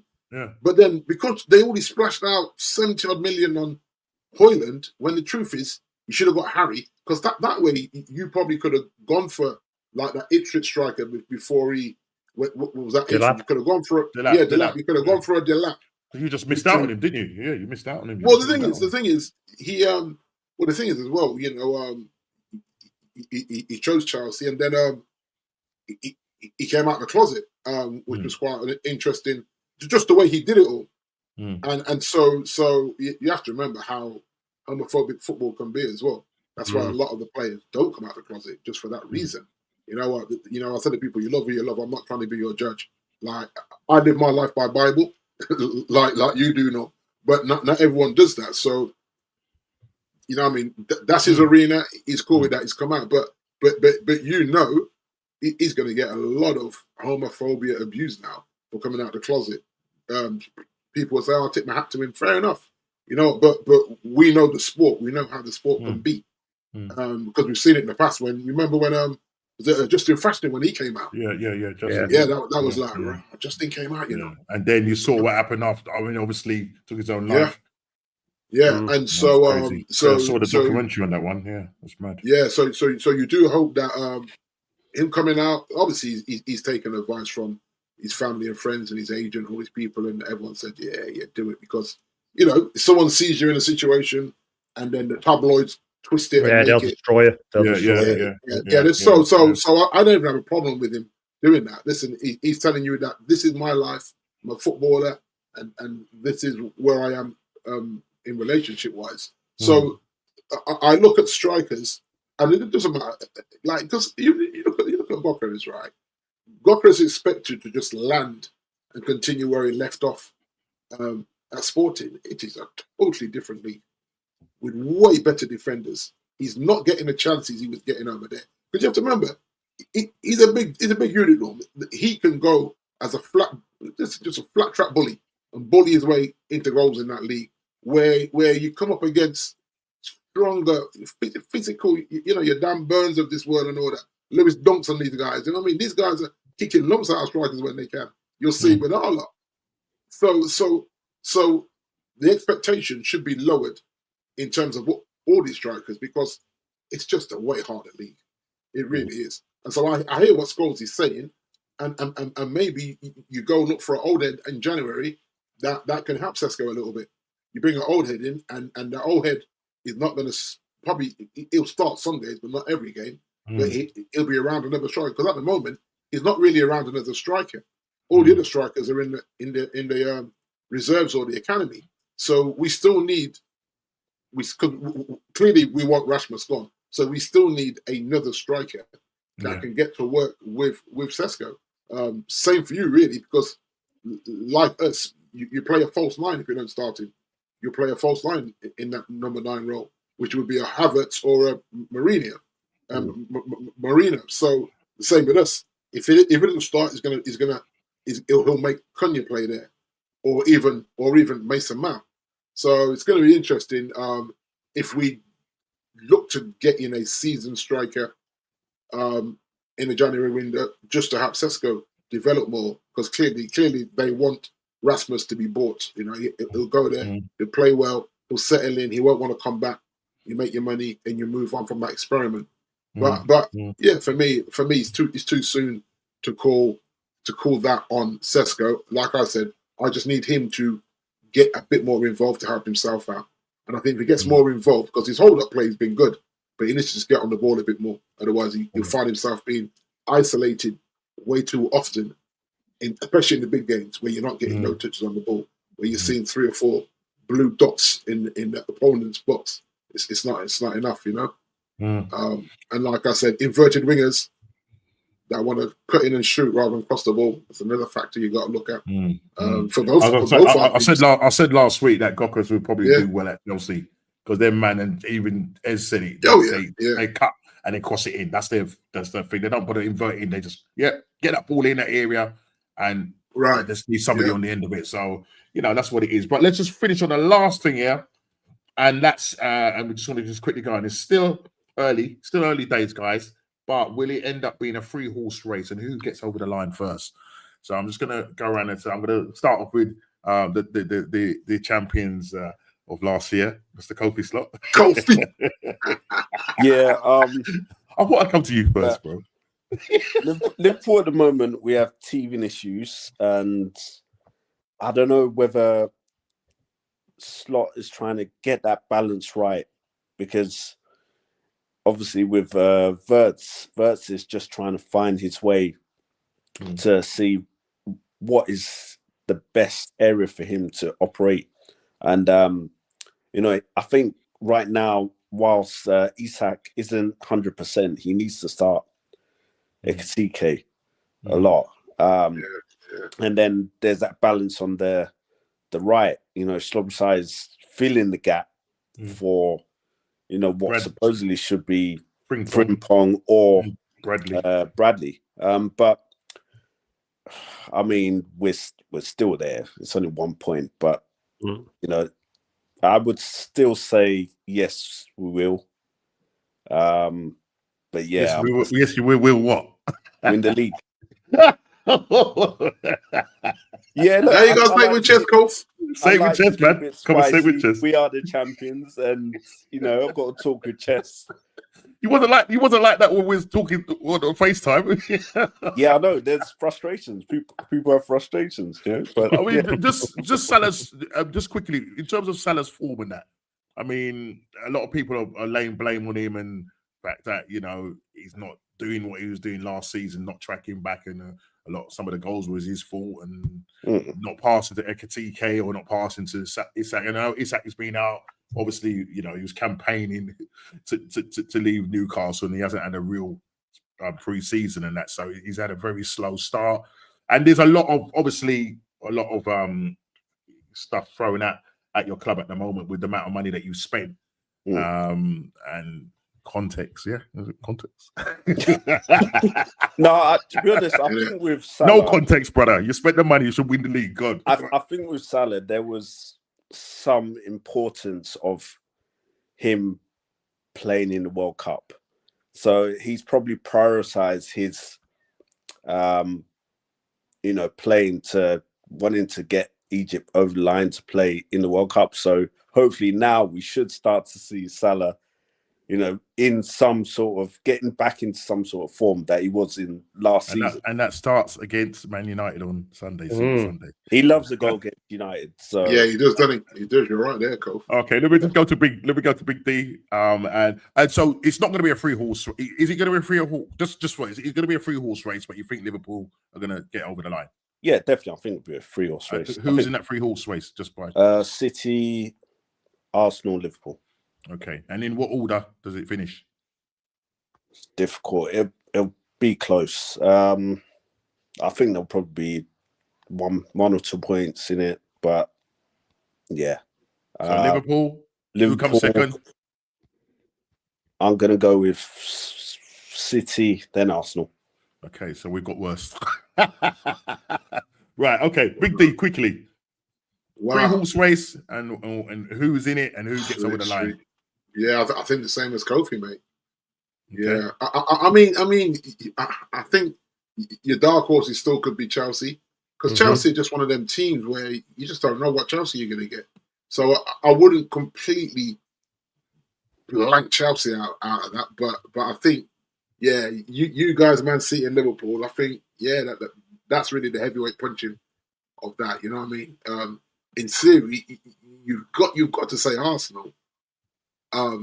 Once everyone's back, like I talked about the squad, but then you guys know your manager. You guys know the overthinking of a manager, where he needs a creative player and he starts 3 fridges, as you were saying. Or so, boy, yeah. I don't want to give an order. I just know that them 3 are going to be in the mix. I can't even say who. I know you can't bring yourself around to saying Liverpool winning. Well, the thing is, 21. Yeah, I don't want that, and this is why I would lean more to a Arsenal or City, because Man United fans are not bothered about City. City are nowhere near 20 titles, so we're cool with that. But yeah, for Kofi's band to do 21, just you have to I wouldn't like that, Kofi. Sorry, you can go and win. You can go and win another Champions League. I ain't bothered about that, really and truly. You know what I mean? But to win another league, because I think it's harder to win the league than it is the Champions League in terms of the way they set it up now. So I don't want these guys getting number 21. Can I put up with the Arsenal fans in my head for a year? Yeah, of course I can. Yeah, I can put up with that. So Don't want Arsenal in it. Don't worry, I will be in your ear. Don't worry about that. I'm okay with that, though. I come to Shane. So Shane, 3-horse race. Who's in that race, and who gets over the line, and in what order? Yeah, 3-horse race. I think I'm saying, though, I won't count Chelsea out. I had them finishing ahead of us in the summer, but they've been a bit in and out. I think they do have the potential to just quietly rattle off 6-7 wins, though, without people realising. I had City at the start, and I'm sticking with it. I think City will be top. I just think Pep won't go a year without winning. I think the second season syndrome will catch Liverpool out just a bit. But I do think their wobble's over. I think Liverpool's wobble is over. I think the international break came at a good time for them. McAllister got man of the match for Argentina during the week, and his form has been a massive miss. I think he's possibly their most important player. Goes under the radar. I think he links everything together. So if he is back for the United game in form, as soon as Isak sticks one in, as soon as Wirtz gets an assist or a goal, they're just going to go off on one. You know what I mean? I think the wobble's gone. And I think that they might just give United a pounding at the weekend, and that will set them up. Then I'm sorry. I just I hear you though. I hear you. 3 or 4-0, and then they'll go off. Shane, we have previous at Anfield. We have previous. Yeah. It's been their crime and crimes against football have been happened to us at Anfield. So anything can happen. I think that could be I think everything's fallen into place for them. It's you know what? It's either fallen into place for them to just go off on one now, or for the season to actually be seen now as a disaster. It's that knife edge. If they were to lose a home to United after losing 2 in a row and the Champions League, then it looks awful. And if they go and hammer them, then it looks like it was just a blip. So it is that important a game. Yeah, but I think Liverpool will click. Yeah, I mean, just from Guna Rican TV, big up to you. I know it's the first time I've seen in the chat. Big up to you. He says the biggest difference is Liverpool know how to win, and the leaders in their squad will get them over the line. Our leaders shy away from big moments. Absolutely spot on. And my, conclusion to this as well is that you look at Liverpool, you look at Man City. They are capable of going on a run. Yeah. That's where they differ from us. Whereas Arsenal, you just don't know. You just don't know, because I don't think we're the Arsenal of 22-23 season. We was doing those kind of runs. So for me, that's why I've got Liverpool, even though I hate to say it, and my Mrs. Normski, you know what I mean? She's not here at the moment, but I think Liverpool will get it over the line. So I'm going Liverpool first. And because City, I know Shane's saying City, so we do disagree. So guys, it's not an echo chamber, you know what I mean? But City, again, they're capable of going on. But look, Liverpool have got a few tough games coming up in the next 6 games. They are going to play City. I think they're away to City. But if they don't give Man United a pounding this Sunday, what we got to do in our game against Fulham, because we play first, is make sure that we do our bit and go and win our game. Don't worry about the other team. Just go on and win our games. But it's just that whole thing that Liverpool or Man City can just go on and run at any time. I don't think Arsenal are at that level yet to do that kind of thing. Well, back in the day, under Wenger, you knew they could do that. You had no worries about that. But under this manager, I'm sorry. And that's why I think we will probably end up lower than what we finished last season. Listen, I'm here to be proved wrong. I know people go, oh, there you go, Norman being negative again, blah, blah, blah. Listen, me and Shane, we want standards for the club. We want to be proven wrong. And if we are proven wrong, there's not one top gooner who's going to come and tell us you can't celebrate, because we've been calling for Arteta to get this club over the line. If you can't get us over the line, then please hand over the keys. Hand over the keys. Give it to a manager that knows how to get us over the line, because I want to see us lift trophies. But if we do lift a trophy at the end of the season, I'll say, well done, Mikel Arteta. Now go and win us a one again. We enjoy the moment, but go again. And that's really it at the end of the day. But I'll see it in that order: Liverpool, Man City, and Arsenal in that order. So if there's anybody in here that wants to unsub from me because I've said it there, that's tough luck, because I'm not in the numbers game. I'm here because I like these conversations, proper football conversations where we talk proper football. We're not here to say, I've got one better than you. We're not like that. We have proper football conversations here. And let me first of all say, first and foremost, big up to Shane Gooner. Really appreciate you coming on the show, man. Listen, man, you could be coming in as a feature, bro, because you could be doing the 49. I'm doing your 49. I'm 49 undefeated on the Bruised Banana, man. Nobody ain't stopping. Everybody go and check out Shane's show tomorrow, The Full Irish, and then Thursday evening, get down there, 8:30, The Bruised Banana. Absolutely a show. Everybody, you got to come in there. Fantastic conversation, football conversations. It's absolutely going sub to Shane. He's on the road to 2K. I'm on the road to 1K. Guys, get me to 1K. Big D, thank you very much. I know you ain't got your channel. I'm begging you, start your own channel, because your football knowledge is absolutely there, bro. It's on point. You know what I mean? We try, bro. Do it. Mr. Kofi Slot, big up to you, bro. Thank you for coming on. I really appreciate it. I want to also say big up to Money Yes, who had to jump off early. Also to JP, had to jump off early. Yeah, man. And Mr. Chili Dog, who's a Tottenham supporter, only shows his face very rarely, but listen, he's still part of the community. He's in our WhatsApp chat. We do have a banter in there, and now sometimes it's because of work and stuff like that where he can't make it. But listen, I really appreciate everybody coming. I want to say big up to the chat. It's been a fantastic show. We've been going nearly 2 hours, but the conversation's been sweet. It's been absolutely great. But listen, please, guys, hit the like button, subscribe, and share. I will be on. I'm not too sure who's live at the moment. I can't do the old raid, but who's live at the moment? Can you see anybody live at the moment? I could just say, just leave here, go over and raid. Because I can't do the raid because I haven't got enough wingers just to see who's live. Who's live? Can't see anyone. Let me see now. Can't see no one. Can you see anyone? Can't see. Dan Potts live now. Dan Potts is not live. Is Lee Gunner live? No, he's got his 24-hour stream. His emergency stream. The next 7 games are key, featuring Sam. That's at 10. That's at 10 o'clock. So I can't see anybody live, but it doesn't matter. It doesn't matter. It really doesn't matter. But yeah, big up to everybody on the show. Listen, we go again next week. The weekend starts off. Football is finally back. Not to say that we didn't. Well, some people enjoyed it. And big up to Ireland.